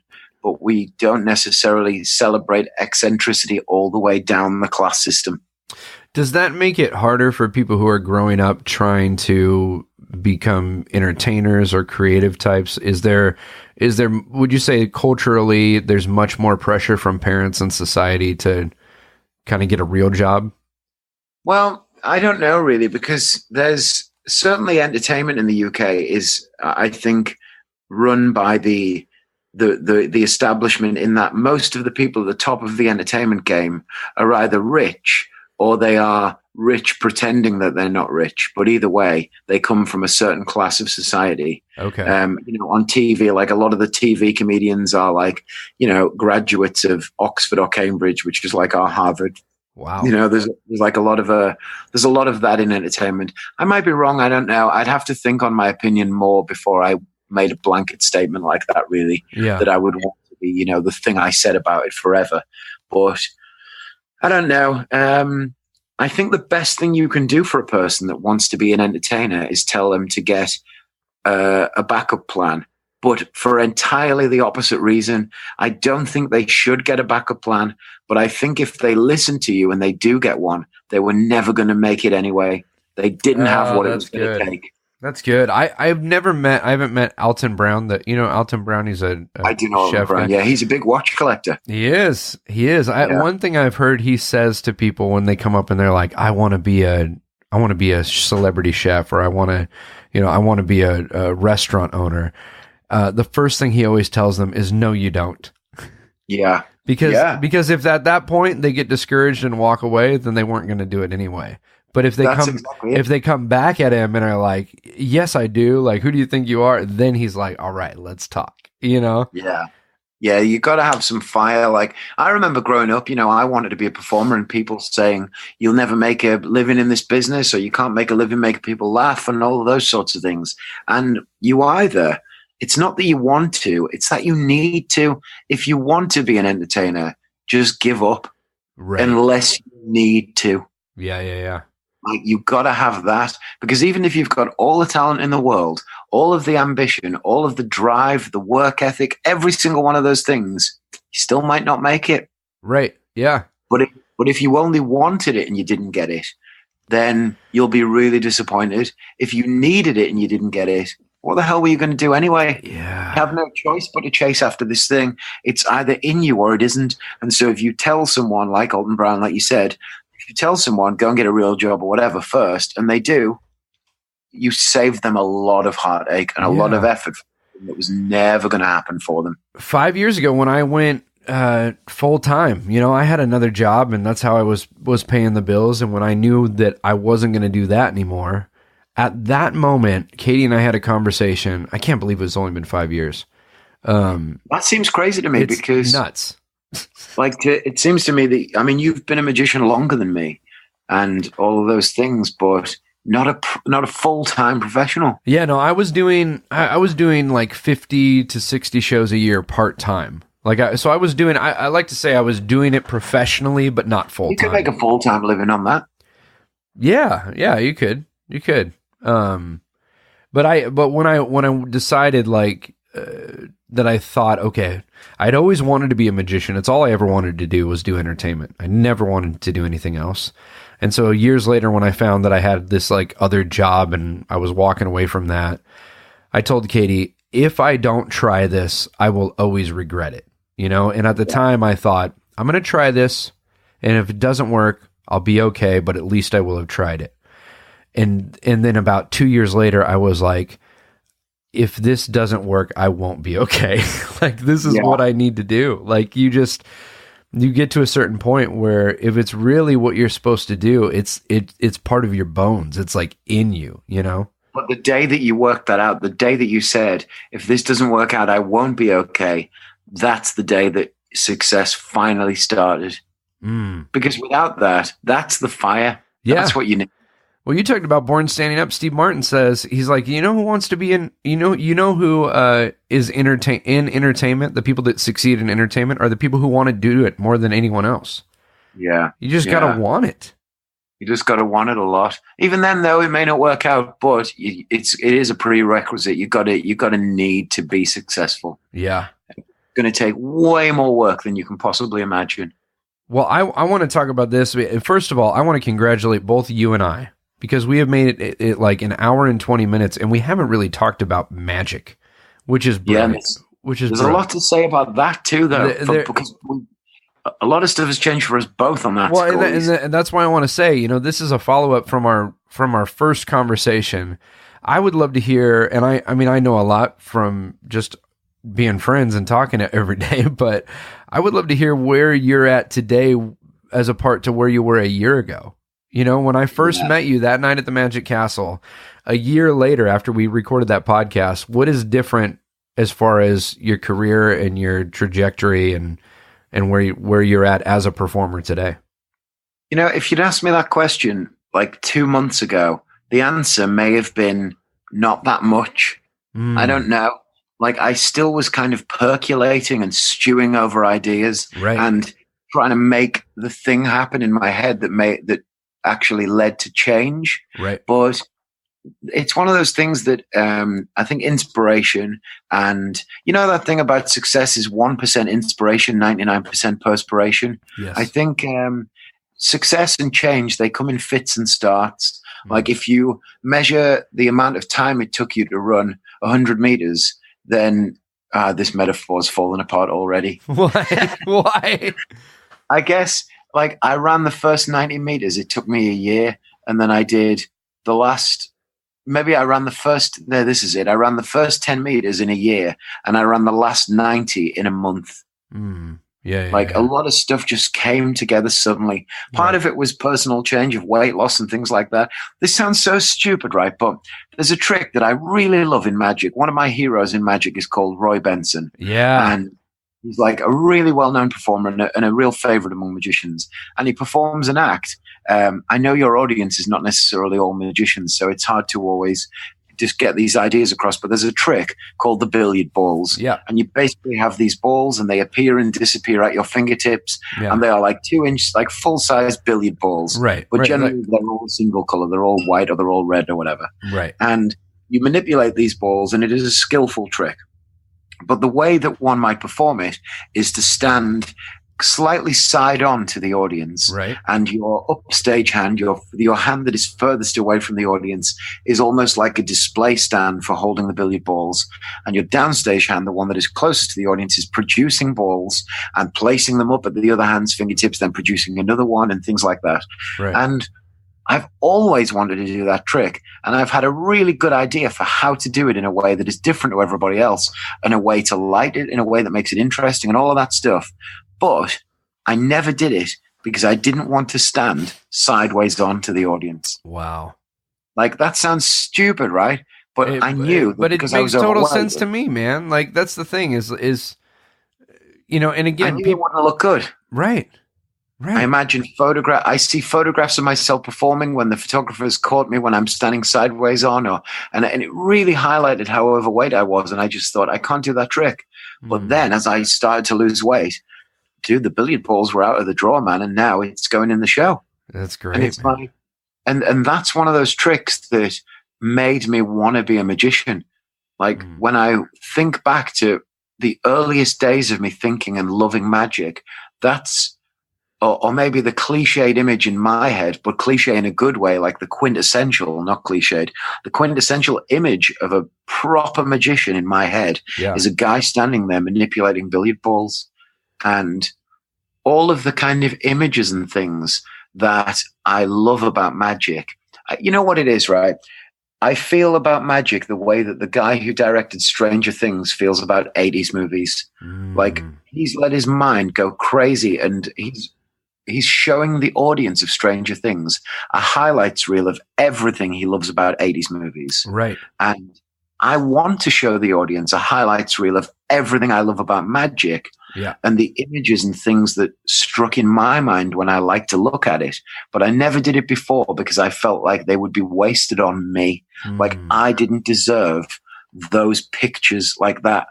I didn't look right, or I wasn't good enough to create those images that I wanted to show to the audience. Yeah. And as I've changed and my idea of my own image has slowly changed, I feel like I'm ready to start being the magician I always wanted to be. Wow. And that's happened a lot over the last couple of months, just kind of looking back at tricks I always wished I could do. And I've started looking at them, and I've had it's a shame that this is a podcast and they can't see pictures. Like, the image of my show is entirely changed now. Yeah. I've got these two stools on stage with me. They're both painted this nice burnt orange color. I have like a brown old-fashioned suitcase. It's modeled on the one from Fantastic Beasts. Right. It has luggage stickers all over it, but the luggage stickers are only for places that I've actually performed, like Hollywood, Nashville, Sweden, Finland, where I just came from. Like, I wanted to make it as personal as I could. Right. And I have like this black banner which has white writing on it, but it looks like one of those text screens that comes on in a silent movie. Yeah. Because I love silent movies. And so I use that for one of the tricks, and it attaches to the other stool. And there are all these kind of images of things in there that are personal to me that I love. And like years ago, I had a conversation with Rob Zabrecki, another LA performer, and a favorite at the Castle. And I asked him about the music he uses in his show and why he makes those choices. And he said, I chose all of these things because I love them in real life. And I never have to fake my enthusiasm. Yeah. And that's always stuck with me since I heard him say that. And so now there are tons of references in my show to 80s movies, to variety, to things. There are sounds in my show and music cues and songs and things that I use. And they are all directly linked to things that I love. And the audience probably doesn't recognize 50% of them, but it doesn't matter. Well, what I realize is important that they get some of them. Yeah, but what they do notice is how much you're connecting during the performance. Yeah, they can see how I'm connecting to my own material. Right. And how I'm using that to connect to them, definitely. Right. And I think they can feel your enthusiasm for the thing that you're doing. Yeah. Like, if you're listening to this and you're an actor, there's a big difference between if you love musicals and next week you audition and you get in the Book of Mormon. That's going to be a different performance to if you're doing a commercial job for a product you don't care about, or if you have to do some Shakespeare for a thing and you never read it before and you're not going to, like, connecting to the material it's either a bonus or it's a requirement that is put on you if you are an actor, because you don't get to choose the script. Right. If you audition for Shakespeare and you audition for the Book of Mormon, or you audition for anything, you're either going to connect to that material or you're not. Yeah. And that isn't really your fault. Right. But if you've written the show yourself and you don't connect to the material, what the hell are you wasting everybody's time for? Yes, buddy. I did this a couple weeks ago. I was getting really frustrated with a couple routines I was doing. I was getting tired of them, and they were great. There was nothing wrong with them other than the fact that they had become, I just become too comfortable with them. I feel like I just kind of walking through the motions. And were they older pieces? They were older pieces that I had done a lot. And so that can be a problem of old material in your new voice. Yes, man. And I remember being so frustrated, almost feeling like I had to continue doing this same stuff. And then I went, wait a minute, who do you work for? You work for yourself. Wait, who's the writer? Who's the director? Who's the producer of this thing? It's you. So why are you getting upset? Just do something different. And I started doing different things, and I freaking am so happy now. Like, the stuff I'm doing right now, I'm really, really enjoying. Not doing that is like the biggest sin too, because you can change it. Yeah. Like, it's not like you have to be true to the script you were given. You just change the script. Yeah. Yeah. So I think that's a bonus that we have as people who can write our own material, and for comedians and stuff too.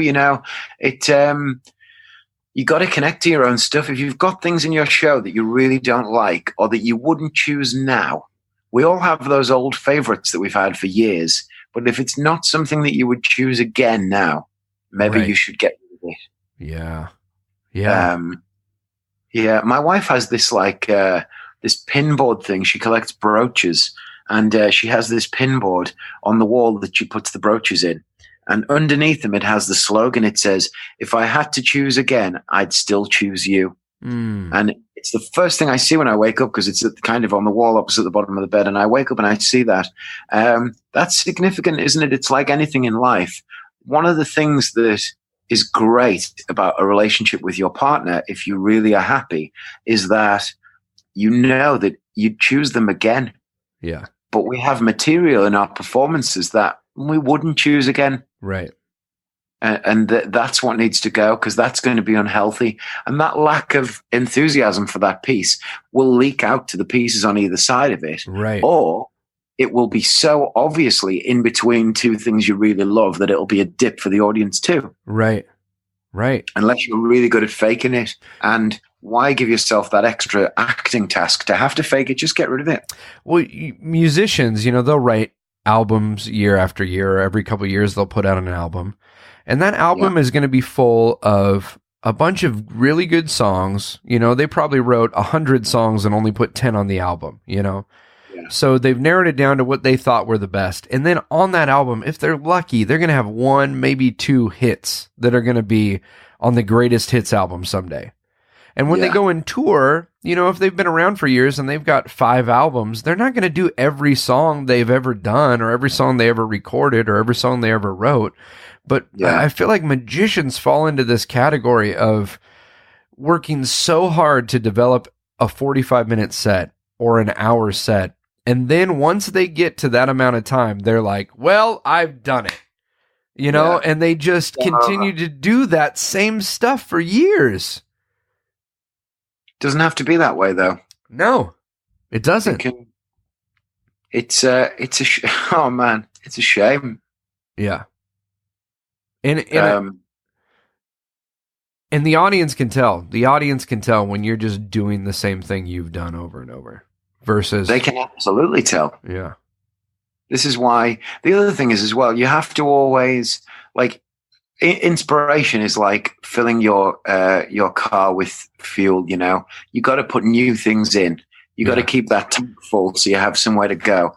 If you got to keep watching movies, keep listening to music. If you continue to watch your favorite 10 movies over and over again, or listening to your 10 favorite songs, I think people who are trying to create new material also have to go out there and find new stuff from the people that they love, and you got to keep everything moving forward. Well, yeah, and you have to have, and this goes back to loving other things than just your magic or your music. Like, you have to have a life outside of the thing that you're doing. This is what, you see a comedian that puts out their first hour and it's full of like all this life experience and them growing up and all of this, and then their next one is all about like the airport because it's all they've done. Yeah. Also, it's like the first album or the first stand-up special is, here's everything I've ever thought of that was really funny in my whole life. And then the next album is, here's everything I thought of in the last year. Right. Yeah. Yeah. But that's also, sometimes that's better, because that's when you really find your voice. Yeah. Like when you have to start again, when a comedian has to start again, that first album, you're hearing everything that comedian has been. And when you hear that second album, you're hearing who they really are now. Yeah. Because all they can draw on is who they really have been in since the last album. Yeah. Well, and comedians, I mean, especially in the last 10, 15 years, comedy has really gone the route of, before that, it was like Carlin was the guy who did new material every year. And all the other comics were like, that's crazy, man. You just throw it in the act and then, you do a piece of this and a piece of that. But now it seems like the format, though. That's because Carlin always had a new hour. But it was always like there was a big list of something at the end, like dirty words or people that should be killed, or he used the same tools. Yes, it was like a format, like a drag and drop format, but always new material within that format. Yeah. So I think you can sharpen up, you can learn the tools better, and they can change. But so you can get the perfect format and keep that. You just don't need to keep the same material within the format. Yeah. Yeah, that's good. Yeah. I just looked on my list for the last thing. I went to the coolest place, the Steps. Have you ever walked? One of the things when you walk from West Hollywood to downtown, you walk directly past the steps from the Music Box, the Laurel and Hardy movie. Dude, talk about that, because I saw you post the photo, and I've seen other people. I've never been to the Music Box steps, no. It's just like some regular steps, but there's a really cool sign. And we sat on the steps and we watched that part of the movie on YouTube. Yeah. And it was just really cool, like sitting there watching it on YouTube at the time, but sitting in the place where it was recorded and going, right. "Oh, that's the thing where they can." Oh, dude, it's so cool, man. There's so much, and we went to the cemetery too, like the Hollywood Forever Cemetery. Oh yeah, that was pretty kind of. I don't know if morose is the word I'm looking for. Kind of weird, man. We went to the Judy Garland memorial. Oh yeah, yeah, and it's I kind of surreal, right? Over the rainbow. Yeah, I was in Seattle. The movie's coming out, What movie's coming out? There's a Judy Garland biopic coming out starring Renee Zellweger. Oh, that's going to be tough, man. It looks awesome. Yeah, she had a rough life, buddy. Yeah, I saw the trailer for it. It looks really good. Well, are you on about Renee Zellweger? Because she's had a pretty tough life. Yes. No, I was talking about Judy Garland specifically, but... Yeah, no, she looks just like her. Wow. It looks great. It looks really cool. I'm a huge Wizard of Oz fan, so I saw some stuff in the trailer which touches on the Wizard of Oz, and it has like some scenes from it. So that's going to be cool. But yeah, she did have a tough life. Yeah. I love that thing she did. Maybe this is perfect. Judy Garland, she used to take off her makeup at the end of the performance. Oh, tell that story in case people haven't heard that. Yeah. So I don't want to misquote it now we're recording, but she, as I understand it, she would sit on stage and while she would talk, she would take out like some makeup wipes and entirely remove her makeup to sing her last song. Yeah. And I think there's a metaphor there for something that we should maybe all do in our shows. Like, a way to just let the audience in and know who we really are. Yeah. There's have we talked about Bo Burnham? No, I know who Bo Burnham is, though. Have you seen his Make Happy special, his newest? No. Okay. Well, as much as I could recommend something, I would recommend you seeing that. Okay. It goes from, his absurd style of just dorky, it runs the gamut from like junior high level, maturity jokes to this very poignant moment at the end about how we live in a performance-based society where everybody is on social media, performing everything for everyone for no purpose, and so it's crazy because he goes through this real quirky, like, he almost doesn't seem like a real person, and then he gets to this moment at the end where you go, oh man, what did I just watch? Like there's just this moment of like him taking the mask off and letting you in, Yeah. So social media is like dude, it bums me out. It's the biggest problem we have.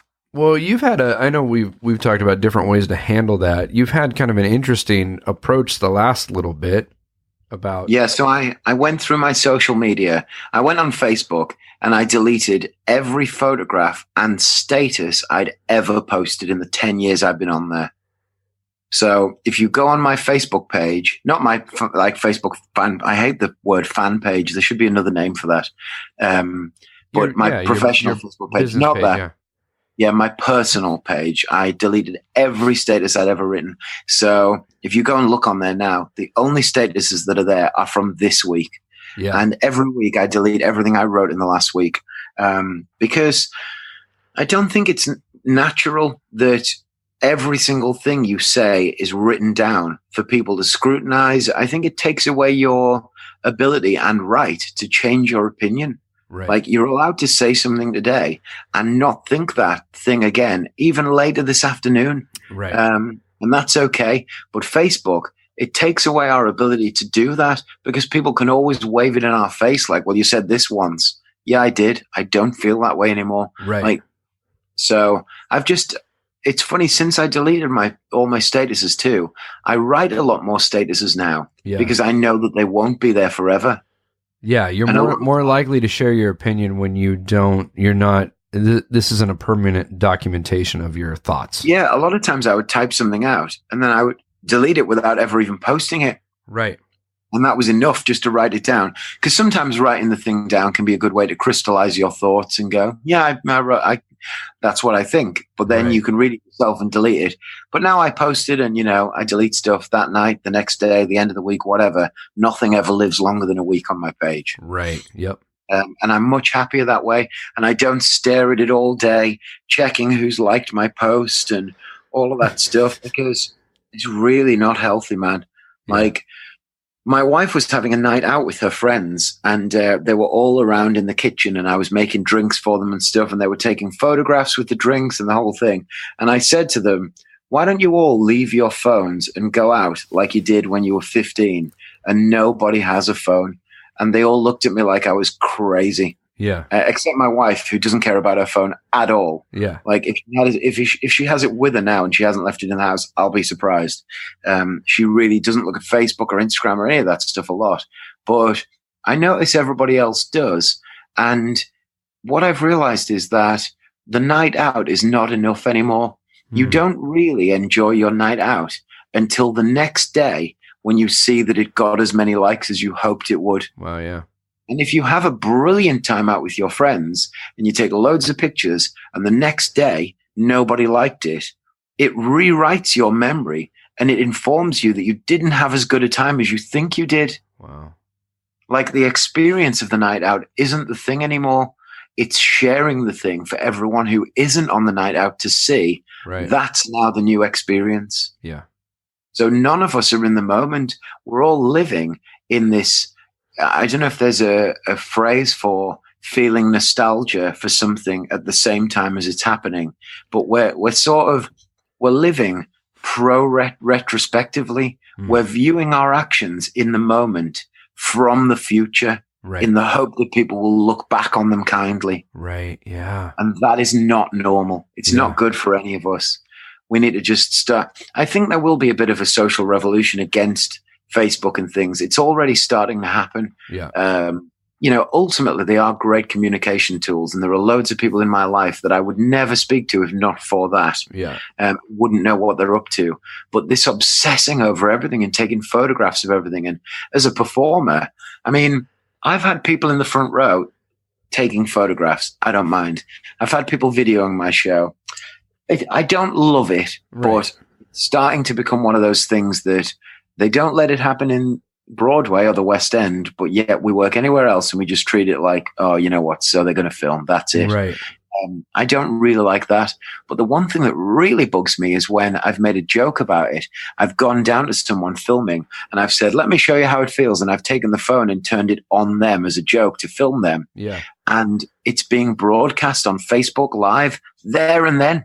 Yeah. So my performance isn't just in that room. It's now potentially anywhere in the world. Right. And I think that ruins a performance, because as soon as I see somebody filming, I make a mental note in my head not to take any risks. Yeah. Oh, yeah. I do the same thing. I do the same exact thing. Because I don't want. I know that'll be the clip that goes viral. That clip will be the thing that makes me famous when I say something stupid that I think, why the hell did I say that? Right. And the truth is, with what we do, there is a, it is a, I don't want to call it a practice, but it is, no matter how much you script and practice and rehearse, so much of the creation happens on stage with the audience. It's you're working with the audience together. And I don't, you don't want to take a chance of, you try something and it didn't work, or you tried something and it, like you said, you say the wrong thing and now it ends up on say the wrong thing to an ad lib, or a trick messes up. You drop, one of your billiard balls, for instance, when you're not supposed to, and they didn't know it was hidden or whatever. And, that's the thing that goes online and gets shared with the catchy title, Magician Messes Up Trick. And then that's like the thing that you're famous for. Yeah. And so I immediately just turn off all of the, and art, and the really electrifying thing about live performance is that it lives in the moments when the performer takes the risk. Yeah. And so that singular person can kill what may become a really special thing. Yeah. And, the top performers have really got onto this, like Chris Rock. You can't record his shows. Lock up your phones. Like a lock-up bag. And, but at other shows, we just let people do it, and we really shouldn't. And they are just trying. Everybody now is a content creator. Right. They're all just trying to get some content that they can share on the thing. They won't watch it. Nobody else will actually even ever watch it. Right. But they need to have made it because the thing didn't happen unless some of it went online. Right. And I think that's a shame. Yeah. And ultimately, it is doing none of us any favors. Yeah. Yeah. I've never once spent time scrolling through any social media app and afterward went, man, I feel so much better. Yeah. And you don't even read most stuff. You scroll, you might see a picture that'll grab your attention. Maybe there's a video of something you already wanted to see. And you think, oh, that's that thing, and you watch it. But most of the time, you just flick past everything. Right. If anyone has a status longer than 3 lines, I don't really read it unless it's somebody that I really know well and I think, oh, I wonder what they've said. Right. So I don't know, man. But hey, I got to ask you a question. Go for it. Do these podcasts come out in the order that you record them? Yes. 90% of the time they come out in the order that I record them. So you can talk about the one I did. Okay. That is not out yet, but it will be when this comes out. When anybody listens to this, you've now recorded an episode with Lance Burton. Yeah, buddy. Lance Burton. Let me give him his full title. World famous master magician, Lance Burton. Right. What was that like? It was This is like when Mark Maron did the episode after Obama. Yeah. It was incredible, man. It was really, really cool. He's such a great guy. Like such a generous, kind-spirited human. You, right? He's what? He's like a hero to you. Yeah, man. I mean, when it would be like any rock star getting to play with one of the Beatles. Do you know what I'm saying? Like you grow up watching these people and admiring them and emulating them, and you never once think you'll get to talk to them, you know? But this is, again, one of the things I love about the world of magicians we live in, is that is a possibility quite often, you know? Oh, yeah. I mean, if you love pop music, you're pretty unlikely to meet Prince or Madonna. Yeah, yeah. Especially Prince. He's not available so much. No. But yeah, man, he was just such a kind dude to talk to, and man, the guy is a storyteller, loves telling stories. And I called Katie after I did the podcast with him, and I said, I want you to know that 38-year-old me just had a talk with 12-year-old me, and 12-year-old me is pretty impressed. But it's funny because I spoke to you like 2 hours before you recorded. Yeah. And you were like nervous, you were excited. Yeah, man. It's funny. I generally doing podcasts, I've learned it's like performing. The more you relax, the funner it is and the better it is, you know? But I Did you feel like you got to ask him everything you wanted to ask him? No, man. I mean, we recorded for over an hour, and I think if either of us didn't have things afterward, we could have gone for another 2 hours. I mean, wow. So maybe we'll do one in the future, do another episode. But I mean, I asked him a bunch of stuff, but he started telling stories, man. Stories of like guys that you and I know that you're like, oh, dude, like I remember hearing about like this. In Vegas during some great other people being there too. He must have like met so many cool people. Yeah. Yeah, dude, he went to Vegas when he was like 20 years old. Yeah. He had like a 30-year career in Las Vegas. He talked about how he's the one who convinced Matt King to come to Vegas. Yeah. And it was great, dude. It was just so good. I'm overjoyed that he did it. Yeah. I'm excited to hear that episode. I'm going to send it to you today so that you can hear it before it comes out. I'm going to take a bath and listen to you and Lance Burton. That's my plan. Oh, it's a good one, man. You'll have to reheat the water a few times. You know, I love to do that. I know you do. I let a little bit of water out and I put some more hot in. That's right, man. I like to get nice and pruny. It's like 2 hours minimum. See, we don't have a good sized bathtub here. Do you have a decent sized bathtub, or do you have to choose? I know what you're doing when you come to our house. Yeah, do you have a big bathtub? Dude, I'll bathe you. I'll rinse you. I'll wash your hair like when you were a kid with a jug from the kitchen. I want you with like just the biggest oversized sponge and just like softly and sensually wringing the sponge out. Yeah, perfect. Oh man. Well, dude, Sarah and Katie will be in the kitchen like, I think their friendship might be getting a little too. Yeah, I think but they'll be having tea and biscuits and they'll be happy. Oh yeah, so many biscuits, dude. My house always has biscuits. Yeah, dude, I can't wait. We're literally like less than 3 weeks away. I think it's coming so quick. Yeah, it's getting close. It's getting really, really, really close. No, a little over 3 weeks, like 3.5 weeks, something like that. Yeah, because I have a week off then. Well, dude, you've got like 3 minutes till your family gets home, and I'm taking my kids to see a TV show being taped. So, oh yeah, which show? Did you ever know the show called All That? It was so this was a Nickelodeon show, but it was a sketch comedy show where the kids were all the players. So it was like a SNL, but with kids as the actors. Okay. And they're doing a reboot of it, which is crazy is one of the guys who was on that is Kenan Thompson, who's been on SNL for like 15 years or something. Yeah, I know him. So he's the producer of this show, and they're that's cool. They're bringing it back. Dude, he's the best. That guy's like great. He's so good. He's so good. Did you ever see a TV show called Erie, Indiana? No. Oh, dude, it's the best. Is it so good? Yeah, so it's like these two kids in this town. It's like Twin Peaks, but for kids. I don't know how to describe it. This kid moves to this town, and he's kind of cool, and he becomes friends with this really geeky other kid. Okay. And they notice all this strange stuff in the town. So, like, in the first episode, there are these two twins that live on the street, and they're kids. They're like 12 years old, but they're super weird. And their mum sells Tupperware. And it turns out that the mum and the two kids, they sleep in this Tupperware every night, giant versions of it called Forever Free. And so the kids, even though they look 12, they're actually like 50. And the mum puts them into the Tupperware and locks them up at night so they all stay young forever, but they don't want to be young forever. So the two kids who are like the heroes of the story, they sneak into the room at night and like they open the Tupperware. And so the next morning, these two young kids are like adults now. And then they go and get their mum, and then the mum's like wrinkly and super weird and old. And it's like a kind of adventure, creepy story. Like Are You Afraid of the Dark? Do you remember that? Yeah. And Goosebumps and stuff like kind that. of stuff, yeah.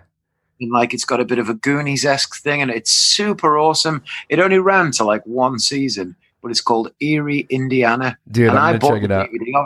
It came out in like the 80s, I think, but then it got a rerun on TV in the UK in the 90s, which is when I saw it. And it really stuck with me. And then I found the DVD and I've been watching it. But I've been watching it with my son, and it holds up so well. He like loves it. Oh, that's good, man. There's nothing more of a bummer than when you try to get your kids to watch something, and as you're watching it, you're going like, "Ooh, this does not hold up. This does not work." A lot of if you watch Goonies and Stand By Me and Goosebumps and things like that, you'll love this. It's so great. Oh, that's awesome, man. I'm gonna check it out. You got a lot of TV recordings because there's a lot of stuff in LA. We've just started 2 more. We've gone to maybe 2 in the last 6 months. Our girls really love them. Maddie is just obsessed with TV and film and how it's all made. And so, did we talk on the last podcast about how I work on those? Yes, we did. I thought we might have done, yeah, because I've not done as much as that since we last recorded. So I thought we must have talked about it that last time. Yeah, that's a gig I want to get into, man. It's like such a weird thing here. There's no agents for that. You just have to like know the line producer or the, you got. If it's anything like doing it in the UK, it's not as much fun as you think. Yeah, it's not a lot of fun, but it's a lot of dough here. They pay. Yeah, it's not a lot of dough here either. They pay pretty good here, man. It's a good gig in that people go, "Oh, you warm up the audience for that." Like I warmed up the audience for X Factor and The Voice, and huge shows like that. And was there like hanging out, chatting to Jennifer Hudson and Tom Jones, and people like on the shows, but. Nobody even calls you by your name. When things go down, they just shout, "Warm up," and then you like jump up and then as soon as like they're ready, even if you're in the middle of a trick, it's like, "Ready," and you just have to get out of the way. Yeah, dude. I watched the guy at the last one we went to, and I was like, "Oh, dude, this is like a babysitting gig." But yeah, it really is. Sometimes it's great, though. I did like a cooking show that was made by Gordon Ramsay, and that was like super fun. And, it was that was actually... it was called Culinary Genius USA, and it was screened for America, but it was filmed in London. but all of the studio audience and all of the contestants were American, and they made it in the UK because it was cheaper, but it was only for the US, and everybody on it was American. Oh, wow. And they were all pretending that they were in America, even though it was filmed even though it was filmed in the UK. Yeah, and the chef was called like something Lee, Chef Lee. He's like quite famous in America. I can't think of his name. See, this is another thing people will quickly realize is that at the end of every one of your and I's conversations, I end up with a list of things I have to go watch on television. Yeah, because we talk and I'm like, okay, watch this. Now go and watch this. Oh, yeah. And listen to it. Did you ever listen to Elbow and Guy Garvey? Oh, I love Elbow. I haven't heard Guy Garvey yet, but I've been listening to Elbow a lot. Yeah, well, he's the singer from Elbow, but he's got a solo album, which I really like. Well, then I have heard it. Yeah. But Elbow is good. Their greatest hits has got some great stuff on. If anybody has never heard of them and they just want to jump into one album, just get the greatest hits. Yeah, it's always crazy when you find out a band you never heard of that's been around forever, has like so much music. Dude, Elbow. I mean, we've taken our son to see Elbow twice. Oh, that's cool, man. He loves them. Yeah, they're great. But you haven't seen About Time yet. No, man. It's on the list. Katie and I are supposed to watch it. That's a great movie. Yeah, we're taking the kids to the movie today, or the TV show taping today, and then we hit the road. Katie's going with me for 4 days, just the two of us. It's going to be nice, man. That will be nice. Going to Texas. Oh, nice. Yeah. I bet the food there is good. Oh, it's really good. Dude, what do you want to leave people with? Anything you want to share, plug, tell people to go check out? Other than other people's films and movies? Yeah, I know. I don't know, really. I mean, if anybody wants to see any pictures of my stuff or my show, whatever, I can always be found just at Mark James Magician. My website is markjamesmagician.com. My Instagram is at Mark James Magician. My Facebook is Mark James Magician. Awesome. It's all there. That's where you can find me and what I'm up to. I post a lot of stuff. Like, I have a bunch of videos out there. If you look on Vimeo and all of those things, you can find me. Just give me a search. He's got a great blog about performing, and you've started to write some stuff for other blogs as well recently. Yeah, my newest blog that I wrote it's not up now because it's going on the Vanishing Ink blog. It'll be on there by the time. If you check out the Vanishing Ink blog, I wrote a blog about how to make your material unstealable. Yeah. And I've written a bunch of. Actually, we first connected because of my blog, because I wrote a blog about performing at the Magic Castle. That's right. So yeah, if they want to check out my blog, it is. Oh, dude, I'm going to check because it's like my website, but it's .blog at the end, I think. But sometimes it's Magician Mark James on the blog. Yeah, magicianmarkjames.blog is my blog. Cool. And I wrote like my whole life story on there in 6 parts. I called it a series of fortunate events. That's a really good series. Everyone, you should go check it out. Go follow along. Can they subscribe to the blog? Is that a thing? You can do that, yeah. I don't know if anybody would want to once they've read one. But want to know my entire life story and how my blog, the undertitle is How I Accidentally Became a Magician. How I accidentally became an international magician. That was it, and traveled all over the world when I didn't set out to necessarily do that. But it's in 6 parts, and it's some of it's pretty funny. It's good stuff. Everybody go check it out. I'm going to stop recording because there's one other thing I want to talk to you about, but it's just for you and I. So oh, dude, now people who are listening are going to be so unhappy. Nah, they'll be fine. They'll be like, I listened to 2 hours and then you saved the juicy thing for the end. No, it's just a fun thing. Just a personal. Why don't you just tell me on the recording so that people don't hate us both? This is not Game of Thrones. We can't do a cliffhanger ending. Yeah, we can do it's fine. I believe that it's okay to keep some of this stuff for ourselves. So this is. Why don't you make something up and then tell me the real thing when you hang up? Look at you know that scene in Goonies when he's like, but this one right here. This one here, it's our time down here. Up there is their time. It's our time down here. Down here, it's our time. Yeah. So I'm taking it back. I know that. So this part's our time. I just saw someone's calling you on your watch. Yeah, look, and I'm ignoring it. It's the fetching Mrs. Hughes. Oh, it's your I'm wife. Here with you. All right, friends, go check out Mark James. we'll do a part 3, and it will be even longer. It'll be like another year. Yeah, we'll do a year from now. It'll be like a 24-hour long marathon episode, which I honestly think would probably not be too hard for you and I to do. Thanks for listening, everyone. I really hope you got something out of this, even if it was just that it filled some time while you took that walk.